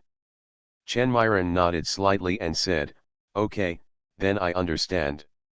The drama that was previously cast for the National Center for the Performing Arts has now been launched. The male lead is Huang Lei, or your teacher. Chen Lian snorted and said, "I'm not familiar with him and have never taken his class." "You haven't even attended a few classes, but Huang Lei complained to me about you on the set. He is so idle that he starts talking nonsense at such a young age." After chatting for a while, Chen Miren talked about the advertisements and said excitedly to Chen Lian, "I have accepted several advertisements recently, and they were all introduced by friends. My second uncle also introduced 2 to me, but there were no negotiated." Chen Lian asked curiously, "Print or TV advertisement?" "They are all there, just wait for me to show them to you." Chen Miren ran to the next room excitedly.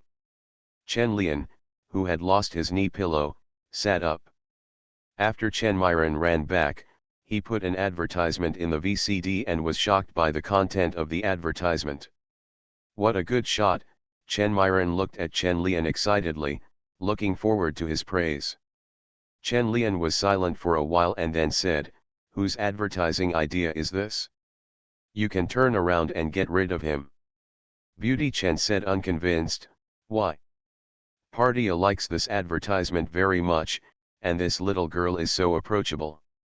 Chen Lian looked at the model on TV wearing colorful hairpins, wearing a pink dress and holding a small bun with an exaggerated expression.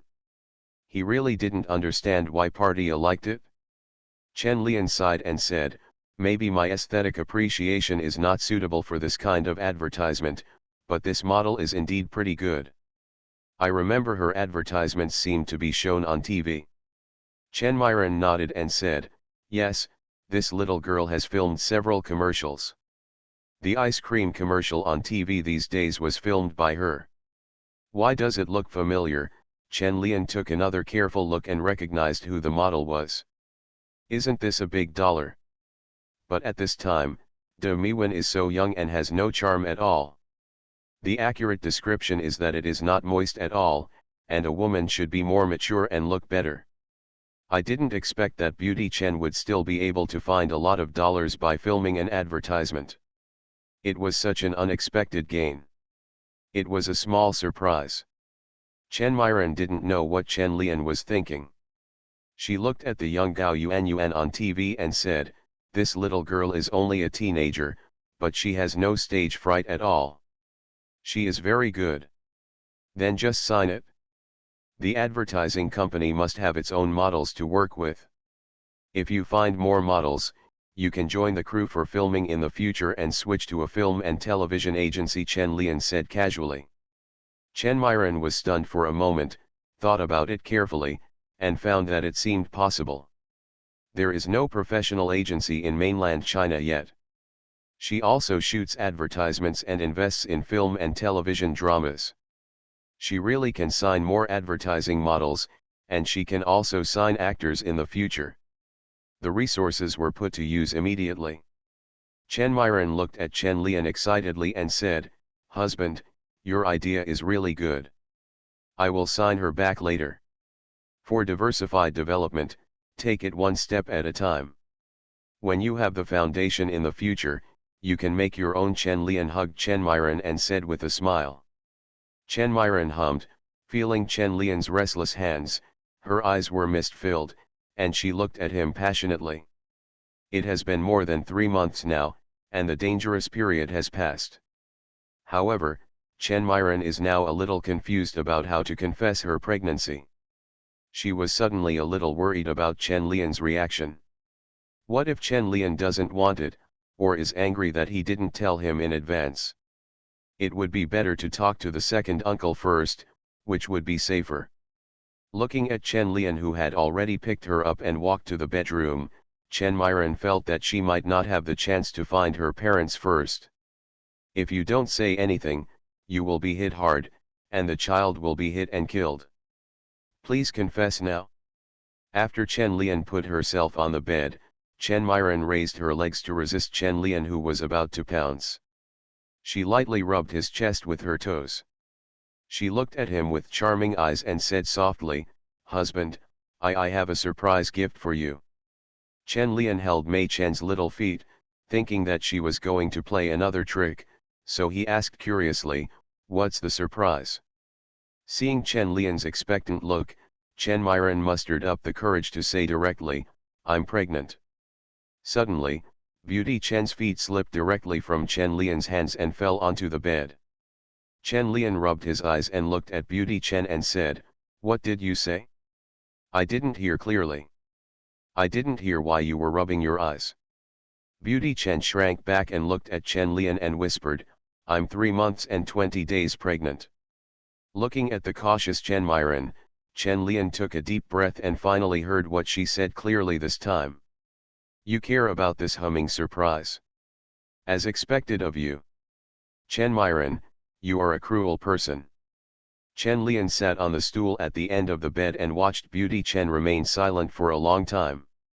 It was difficult to describe his current mood. It was hard to tell whether he was surprised or frightened. Looking at the silent Chen Lian, Chen Myren thought he was angry, so she gently poked Chen Lian's hand with her toes and whispered, "Husband, are you angry?" Angry? Chen Lian was indeed a little angry when he heard it at first, but now he couldn't get angry. He turned to look at Myren Chen and said, "Is it accidental or intentional?" Chen Myren pursed her lips and said, deliberately, "Accidentally." Chen Lian suddenly thought that when he came here a few times before, Chen Myren would always avoid him intentionally or unintentionally. It should still be a dangerous period at that time. You can really hide things. Chen Lian glanced at Myren Chen with admiration and asked, "What do you want to do now? Aren't you angry?" Chen Myren looked at Chen Lian's calm eyes, a little unsure whether he was too frightened. Chen Lian shook his head and said, "Why are you angry? But it's quite a surprise." Seeing that Chen Lian was not angry, Chen Myren immediately came over to hug him and said, "You scared me to death. I thought you didn't want children. Then you're telling me now because you're worried that I don't want it." Chen Lian turned to look at Beauty Chen, held her waist and asked, "So you want to force the marriage?" Chen Myren wanted to answer yes, but she suddenly felt a little scared when she saw Chen Lian's overly calm eyes. How could this be the reaction? No surprise, no pleasant surprise, no fright. What on earth was he thinking? Chen Myren's heart really started to tremble. But after struggling for a while, he still asked, "Then will you agree to my forced marriage?" You are listening to Novels at Bless Up channel. Wish you happiness and luck. Please subscribe to receive new novels. How do you feel about this novel? Please like and leave a comment. Fringe artists in the entertainment industry. Author, Chizuda Xiaomao. Chapter 226. Chapter 220-218. Can I call you daddy? Then will you agree to my forced marriage? The air in the quiet room seemed to be freezing. Chen Myron sat on the bed anxiously, looking at the silent Chen Lian, not knowing what answer she would wait for. Chen Lian turned his head and looked at Beauty Chen, put his arms around her and said, "Yes, but will you force me?" Chen Myron was stunned for a moment. Just when she was about to say yes, Chen Lian blocked her with a forced kiss. Chen Myron opened her eyes in confusion and looked at Chen Lian, who was kissing her, feeling that her brain was a little exhausted. But he soon realized that Chen Lian had his intention. He said he was willing, but actually he didn't want to, and he didn't want to give himself the chance to say this. Chen Myron wanted to understand and pushed Chen Lian away hard. Looking into his affectionate eyes, the anger in her heart dissipated inexplicably. However, it was not her character to give up halfway. Things had come to this point. She couldn't pretend to be stupid. Chen Lian, don't play tricks on me. Just tell me whether you are willing or not. If you are not willing, I won't let this child go. Of course, it is impossible not to have children. Chen Myron just wanted to scare Chen Lian. After finally having a child as a killer, she couldn't bear it. Chen Lian couldn't help but sigh, took Mei Chen's hand and said, "This matter is too sudden for me. You must give me some time to think about it. You have never told me about your secret preparation for pregnancy. I couldn't accept it for a while. Why didn't you ask me for my opinion before?" "That's it?" "That was an accident," Chen Myron said vaguely, looked at Chen Lian and asked, "Are you unable to accept it now, or do you not want to accept it?" "I don't want to, I like children." Chen Lian paused and said, "But, I really have no plans to get married. This is too sudden, and we agreed at the beginning." Beauty Chen also knew not to push too hard, so she softened her tone and said, "I can give you time to think about it, up to a week, and you have to give me an answer." Chen Lian coughed and said, "1 week is too short, maybe 2 months." "No, just 1 week," Chen Myron said firmly. Chen Lian glanced at Myron Chen, stood up and said, "Oh, then I'll go back and think about it now." Seeing Chen Lian trying to run away, Chen Myron grabbed his hand and said, "Chen Lian, if you dare to run away, I will go to Yangcheng to find my second uncle to make the decision." "Hey, I was going to get you a glass of water." "I didn't say I was leaving." Chen Lian turned around and said with a smile. "Then I want it warm." "No problem." In the living room, Chen Lian pressed the switch of the water dispenser, his thoughts wandering to nowhere. It wasn't until the water overflowed and flowed onto his hands that he came back to his senses and sighed silently. It's hard to do it, because Chen Mei and Gong Li are different. Chen Lian can't just coax her out with a few words. It seems that she has to give her a surprise. But now it's better to stabilize things first, otherwise it would be bad if something goes wrong if you get angry in a hurry. At night, Chen Lian hugged Mei Chen, touched her belly that had not changed much, and said, "Why didn't you tell me directly before?" "Unexpected," Chen Myron said with a guilty conscience.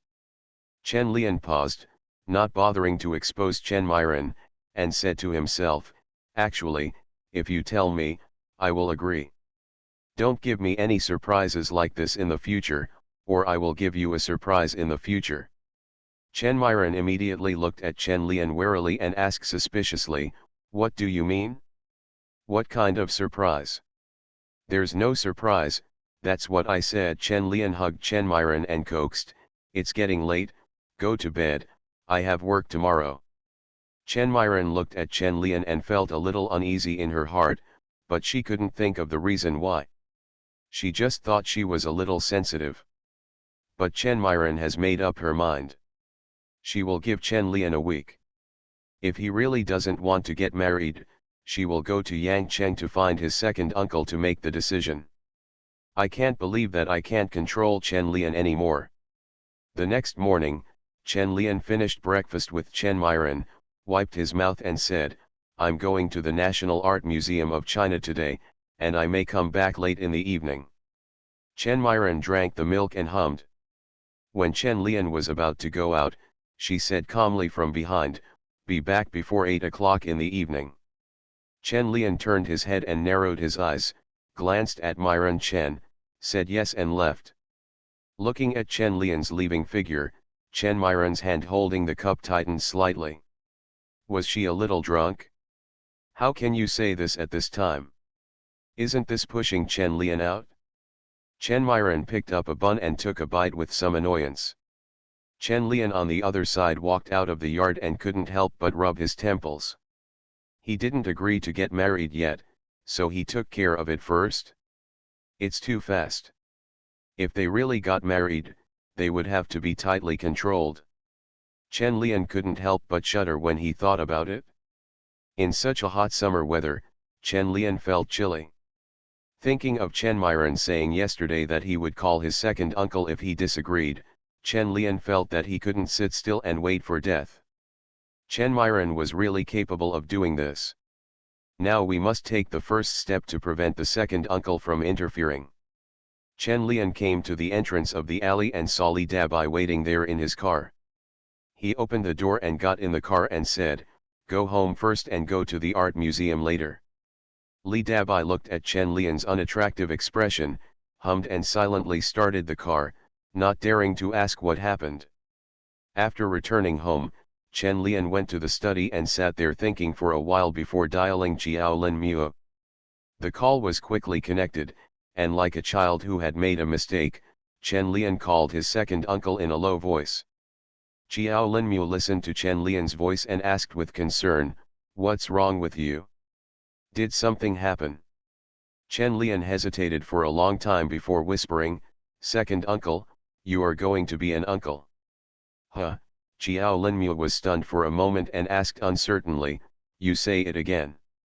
"I said you are going to be an uncle." After Chen Lian repeated it, listening to Jiao Linmu's excited voice on the other end of the phone, he didn't know whether he was frightened or surprised. After Jiao Linmu calmed down, Chen Lian explained the matter. Jiao Linmu covered his forehead, pondered for a long time and asked with some uncertainty, "You mean, you don't have a girlfriend now, but you have several friends of the opposite sex with whom you have unclear relationships, and two of them are pregnant?" Chen Lian coughed awkwardly and said, "Second uncle, your summarizing skills are great." "You're so stupid," Jiao Lin angrily yelled, "Chen Lian, look what you're doing." After Chen Lian endured Jiao Linmu's scolding for more than 10 minutes, he said helplessly, "Second uncle, it's unexpected. It was the same for you and your aunt at the beginning." "Can I be the same as you?" Jiao Linmu cursed angrily, "You dare to tease me, tell me what you are going to do now." Chen Lian sighed and said, "I haven't thought about it yet. I just want to tell you in advance to make you happy. Just leave this matter alone and I will take care of it." "Make me happy? You are such a generous person." Jiao Linmu's voice rose an octave, and then weakened again. He was indeed very happy. In a blink of an eye, he was like a grandpa. But he was happy, and his worries were real. If only one girl got pregnant, he would definitely force Chen Lian to get married, but it would be difficult now that there were two. "Second uncle, let's just say this. If Chen Myron calls you later, please help me hold on." After hanging up the phone, Jiao Linmu was in a daze for a while. He still hadn't recovered from the news that he was his uncle. After a while, he sighed. "Why are there only two of them? One is great. They can get married directly." Jiao Linmu also has a big head now, and it's not like in the old society where he could have 3 wives and 4 concubines. This is a bit difficult for Chen Lian to do. You little bastard will cause trouble for me. Let's see how you end up. After Chen Lian talked to Xiao Lin Muo, he was able to avoid Chen Myron from finding helpers to put pressure on him, but the problem was still unresolved. Now he could only delay it. If it didn't work, he could only have a showdown with Chen Myron. But does this count as having a son and a daughter? Hey, I don't know yet whether Beauty Chen is pregnant with a boy or a girl. Chen Lian sat in his study for a long time, dazed, before going out to the art museum. After chatting with director Yang for more than an hour at the art museum, the time for the photography exhibition was decided. It was a week before the release of Red River Valley, which can be regarded as a small contribution to the film. In director Yang's office, he put down the photo in his hand and said, "I haven't seen such pure works for a long time." In the past 2 years, the museum has also collected many works by ethnic minority painters, but they don't feel like you. Chen Lian thought of the works of XZ painters at the National Art Exhibition last year, nodded slightly and said, "They are moving closer to the mainstream aesthetics in the country, and the national things themselves are ignored, and the political color is greater than their own artistry." "Yes, so this set of works of yours is good and rare." Curator Yang took a sip of tea and asked, "How long has it been since you painted?" "It's not good to have too many thoughts." Chen Lian hummed and said, "I'm holding it in. After I've been busy for a while, I'll calm down and paint. You just have to know it yourself." After leaving the art museum, Chen Lian did not go back to Chen Myron's place. Instead, he asked Li Dabai to drive him around. Li Dabai didn't know why Chen Lian was in a bad mood today, so he asked tentatively, "Teacher Chen, why don't I take you to see the house?" "Casual." Chen Lian leaned on the back seat and thought about what to do next. Mei Chen and Gong Li had different thoughts and it was not easy to deal with them. Li Dabai glanced at the pensive Chen Lian, wondering why he, who used to be so carefree, would be worried about something. Soon the car arrived at a community on the edge of the East Third Ring Road. After Li Dabai parked the car, he looked back at Chen Lian who was still deep in thought and whispered, "Teacher Chen, we are here." Chen Lian hummed, opened the car door and got out of the car. He looked at the community in front of him where the apartment had just been handed over. He nodded with satisfaction and said, "It looks pretty good." "What type of apartment is it?" "Garden houses, there are also villas, but they are more expensive." Li Dabai ran over and said, "She really likes the villa here. Last time she stayed in Jiffa's villa in Paris, she was thinking about when she could have a villa." "How expensive can a villa be?"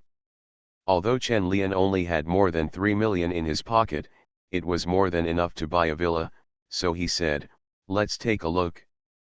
Perhaps seeing that Chen Lian was in a better mood, Li Dabai had the courage to ask, "Teacher Chen, what happened to make you unhappy?" Chen Lian glanced at her and said, "It's nothing. You don't understand even if I tell you." "How can I understand if you don't tell me?" Li Dabai muttered quietly. After the topic ended, Li Dabai stopped asking and led Chen Lian to look at the house. The size of the bungalow is not small, more than 180 square meters, and the decoration is also very good. You can basically move in with your bags. The villa is even better. The only disadvantage is that the price is a bit expensive. A villa of more than 300 square meters costs 2.4 million. Chen Lian hesitated for a while and then decided to buy it. Chen Myron was pregnant now, so it was not convenient to live in a courtyard. Although it had been renovated to drain water, it was still very troublesome. Giving him a villa was regarded as an apology for not getting married. After thinking about it, Chen Lian suddenly felt a little sorry for Gong Li. "Unfortunately, I don't have enough money in my pocket, so it's a bit difficult to buy 2 sets." Chen Lian had no choice but to ask for help and called his second uncle directly. "Second uncle, give me money. I want to buy a house for my daughter." "Xiao Lin Muo, this bastard is either causing trouble or asking for money. He must be beaten up next time he sees him. However, the profits of working in the factory are very high. This year's output and sales have increased, and so have the profit margins, especially for electronic products, which have huge profit margins. A VCD can sell for more than 2,000 yuan, with sales of more than 100 million yuan. The profits can be imagined.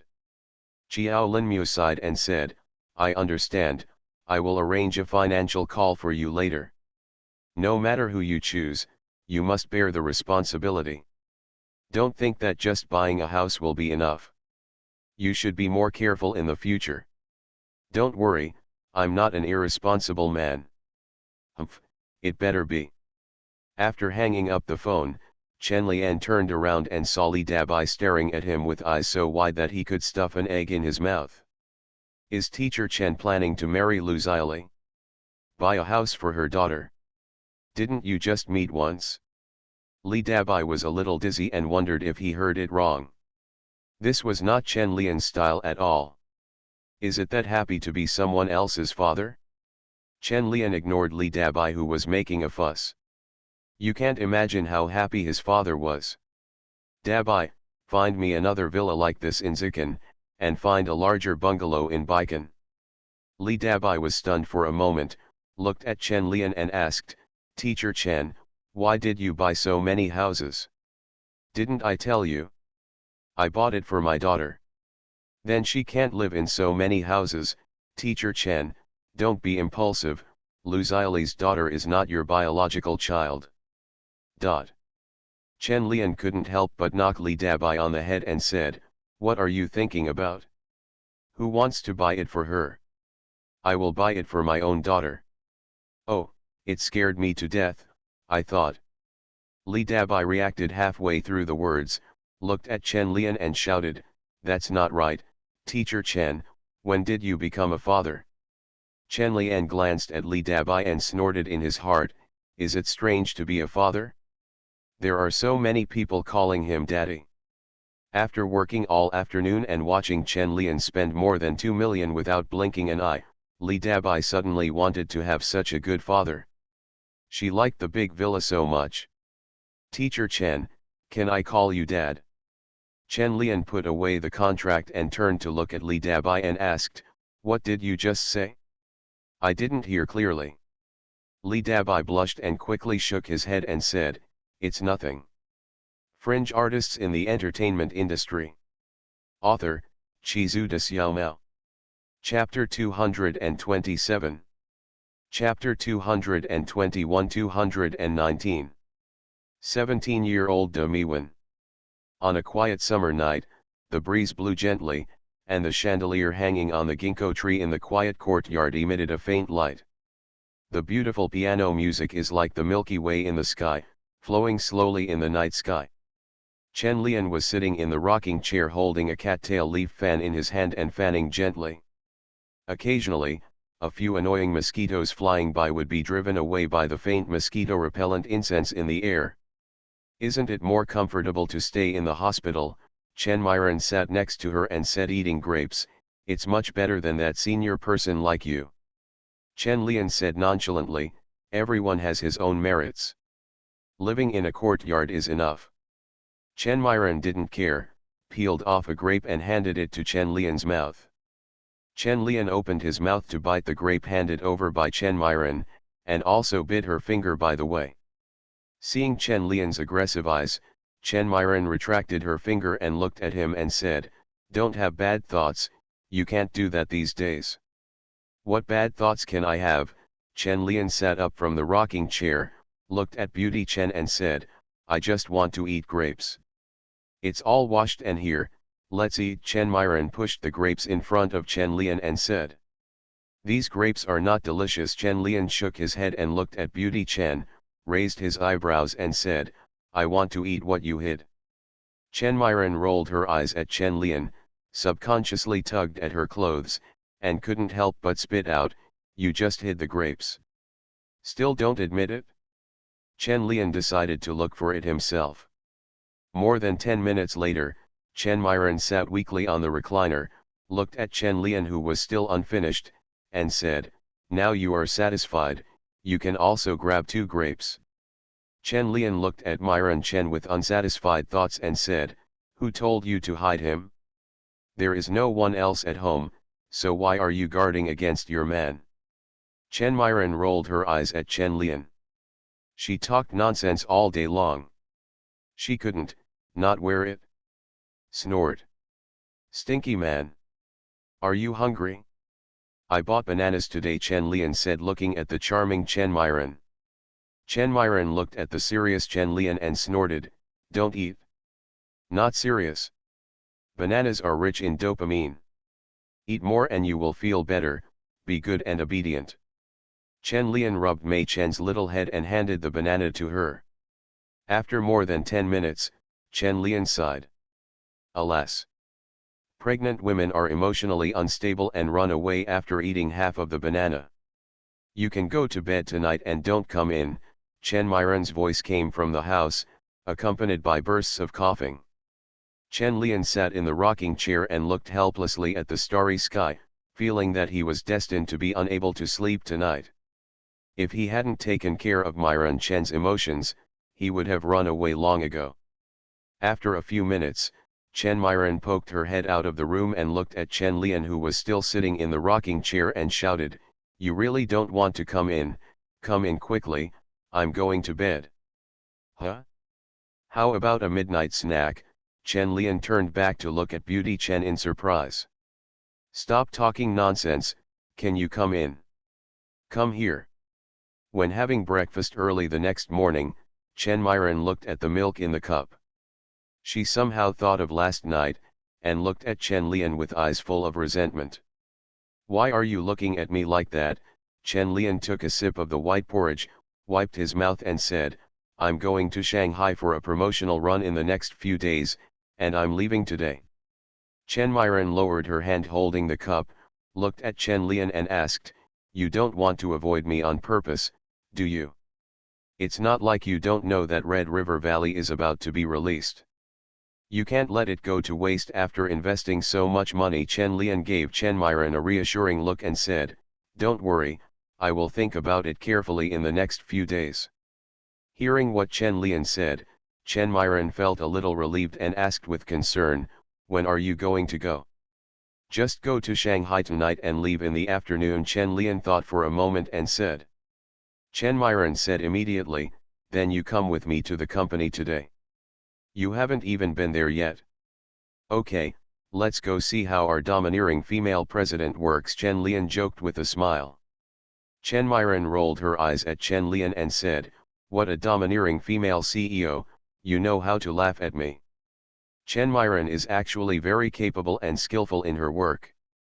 Although the advertising company has only been opened a short time ago, it is already on the right track. When Chen Lian arrived at the company, he was a little surprised to see the busy scene in the office.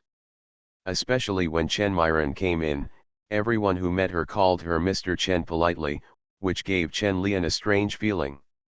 She immediately felt like a strong woman. Before, he was joking when he said that Chen Myron was a domineering female CEO, but now it seems that she is really domineering. Strong women are great, I like strong women the most. Chen Myron walked to the middle of the office and clapped her hands. After everyone looked over, she said, "Stop what you are doing and let me introduce you to you. He is Chen Lian, another shareholder of the company, and also my lover." Although Chen Myron paused, she still said the word lover. All the employees applauded, and a few shouted loudly, "Hello, Mr. Chen." Chen Lian nodded to everyone with an unchanged expression, and then said, "Hello everyone, I am Chen Lian.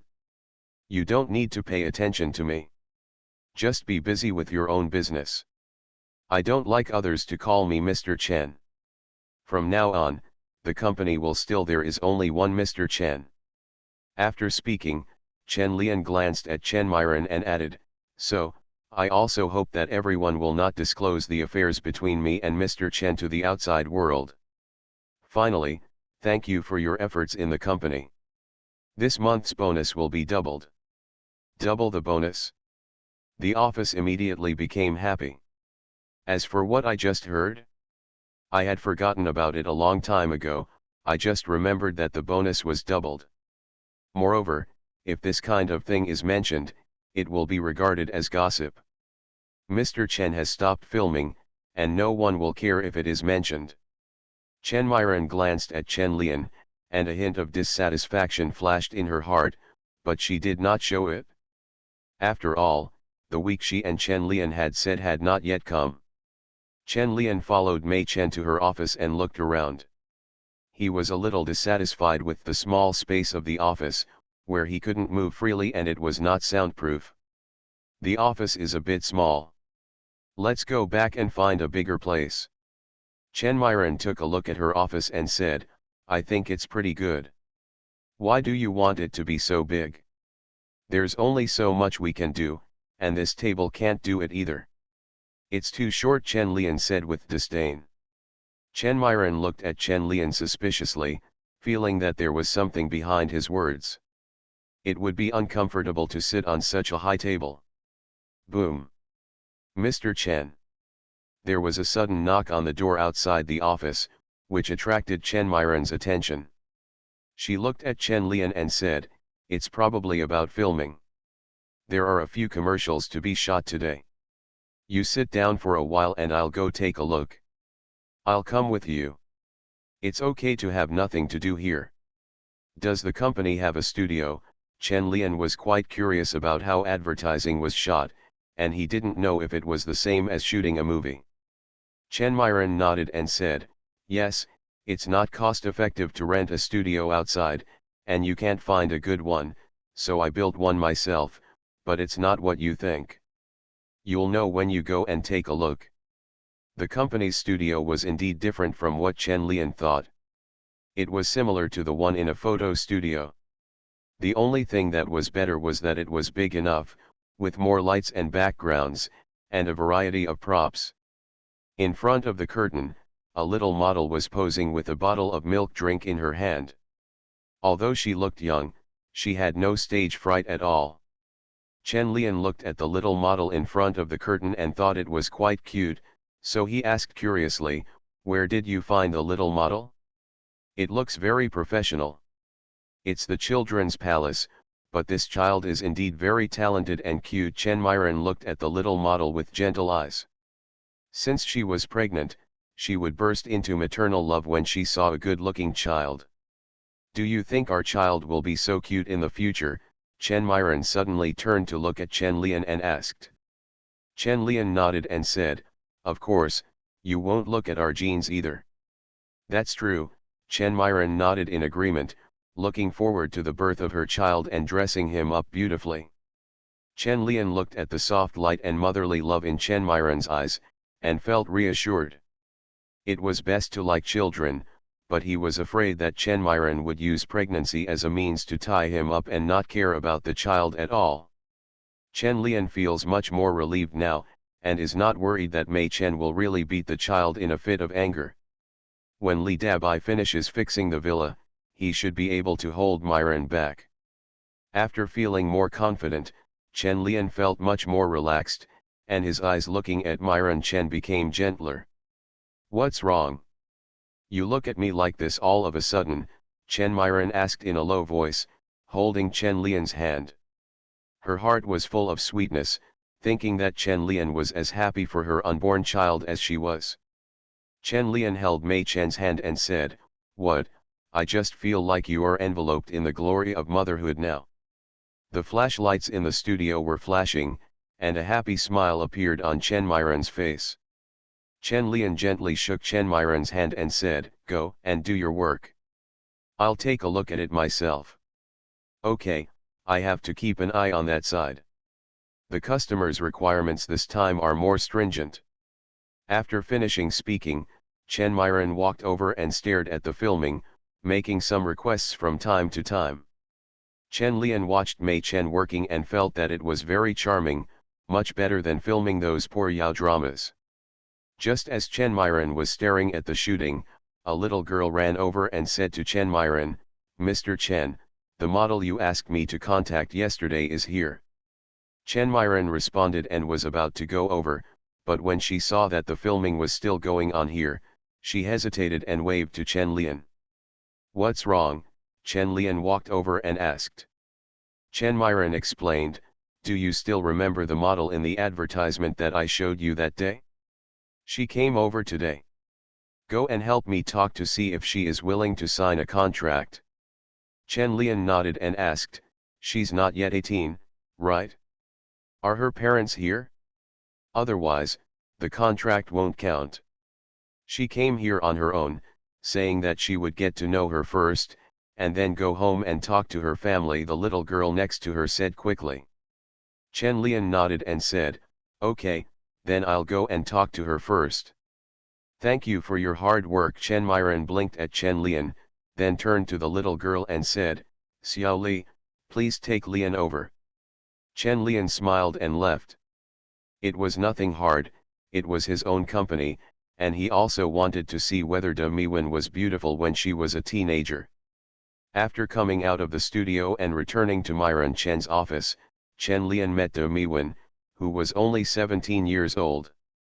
How can I put it, she is not as good looking as the 17-year-old on the bicycle, too immature and green, but with short hair and a white dress, she looks very youthful and energetic.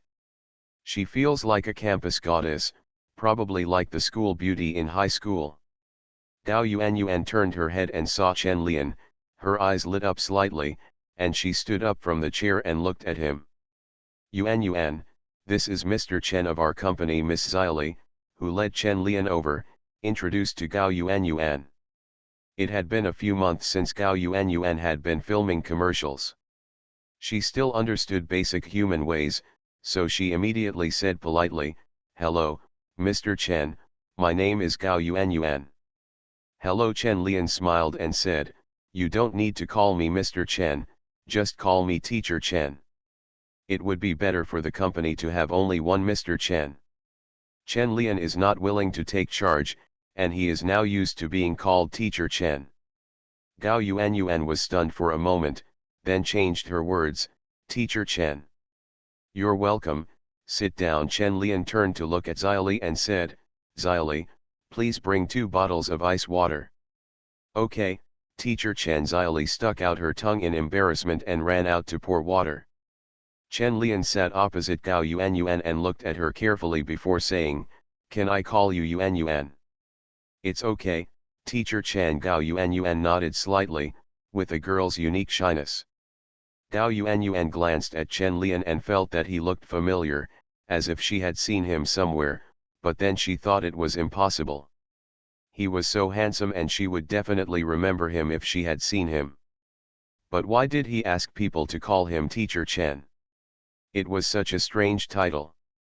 Could it be that he was really a teacher? Gao Yuanyuan was a little confused. She looked at Chen Lian's palm on his knees. The fingers were slender and the joints were clearly beautiful.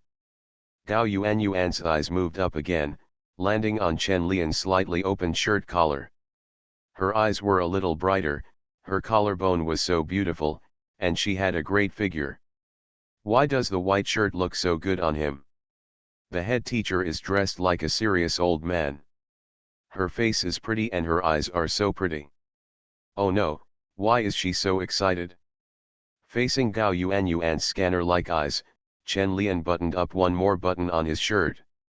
The little girl is so courageous, how can she look at people so directly? However, teenage years are the most courageous time in a woman's life. She dares to do anything as long as she wants to. Many girls also give their lips a different color at this age, such as the same color as Huang Mao. Chen Lian coughed and looked at Gao Yuanyuan and said, "You can ask me anything you want to ask about the signing." Gao Yuanyuan shook her head, looked at Chen Lian and asked, "I just have one question, am I signing a contract with you?" "You signed a contract with the company, not me, and I think you should know more about it." "It's best to ask your parents to come over," Chen Lian explained patiently. Gao Yuanyuan snorted, looked at Chen Lian and said, "Then why do you want people to call you Teacher Chen?" "Chen Lian, can't you ask me something related to the signing?" Chen Lian sighed, looked at Gao Yuanyuan and said, Forget it, I'll tell you bit by bit. You go home and discuss it with your parents. Gao Yuanyuan pursed her lips and smiled, looking at Chen Lian seriously, but she didn't seem to pay attention to what Chen Lian said. After a while, Xiaoli came in with 2 bottles of ice water. Watching Chen Lian explain the various benefits of signing the contract to Gao Yuanyuan seriously, she quietly put down the water and looked at Chen Lian before going out. When I came outside the office, I gossiped quietly with a few female colleagues. Mr. Chen's husband is so handsome. He seems to be an actor too. I seem to have seen his poster in the cinema before. More than that, I just heard from the photographer that he is an artist, a very famous one. Artist? Are you so awesome? This is the first time I see such a handsome artist. I really envy Mr. Chen. You are all behind on the news. I heard Mr. Chen's assistant said some time ago that his family is also very rich. Most of the company's money comes from Mr. Chen's husband. No, you are rich, talented, and so handsome. I am really jealous of Mr. Chen now. Why are you jealous? If you were as good looking as Mr. Chen, you could also catch one. If I were that good looking, I would be a movie star. Who needs to be a clerk? Chen Lian, who had been explaining in detail for a long time in the office, looked at Gao Yuanyuan, who kept smiling, and wondered if she understood. Chen Lian said with a thirsty mouth, picked up the water, unscrewed the cap and took a sip. Do you understand? Chen Lian took a breath, looked at Gao Yuanyuan and asked, are you interested in signing a contract? Gao Yuanyuan supported her chin with both hands and nodded, looked at Chen Lian and said, I'll sign. I'll sign today. Chen Lian, you're a minor and you're just signing something. You didn't even hear a word just now, right? You need your parents to come over to sign the contract. You are still a minor, so the contract has no legal effect, Chen Lian explained patiently. Then I'll go home and talk to my parents later. Gao Yuanyuan shrugged her shoulders lightly in embarrassment, looked at Chen Lian and asked, then I'll come over to see you tomorrow? Do you have a business card? There is no business card. Chen Lian thought for a moment and went to Mei Chen's desk, took one of her business cards and handed it to Gao Yuanyuan and said, if your parents have any questions, just contact her. I'm not often in the company. Gao Yuanyuan took the business card with some disappointment, looked at Chen Lian and asked, can you give me your phone number? I think you explained it more clearly.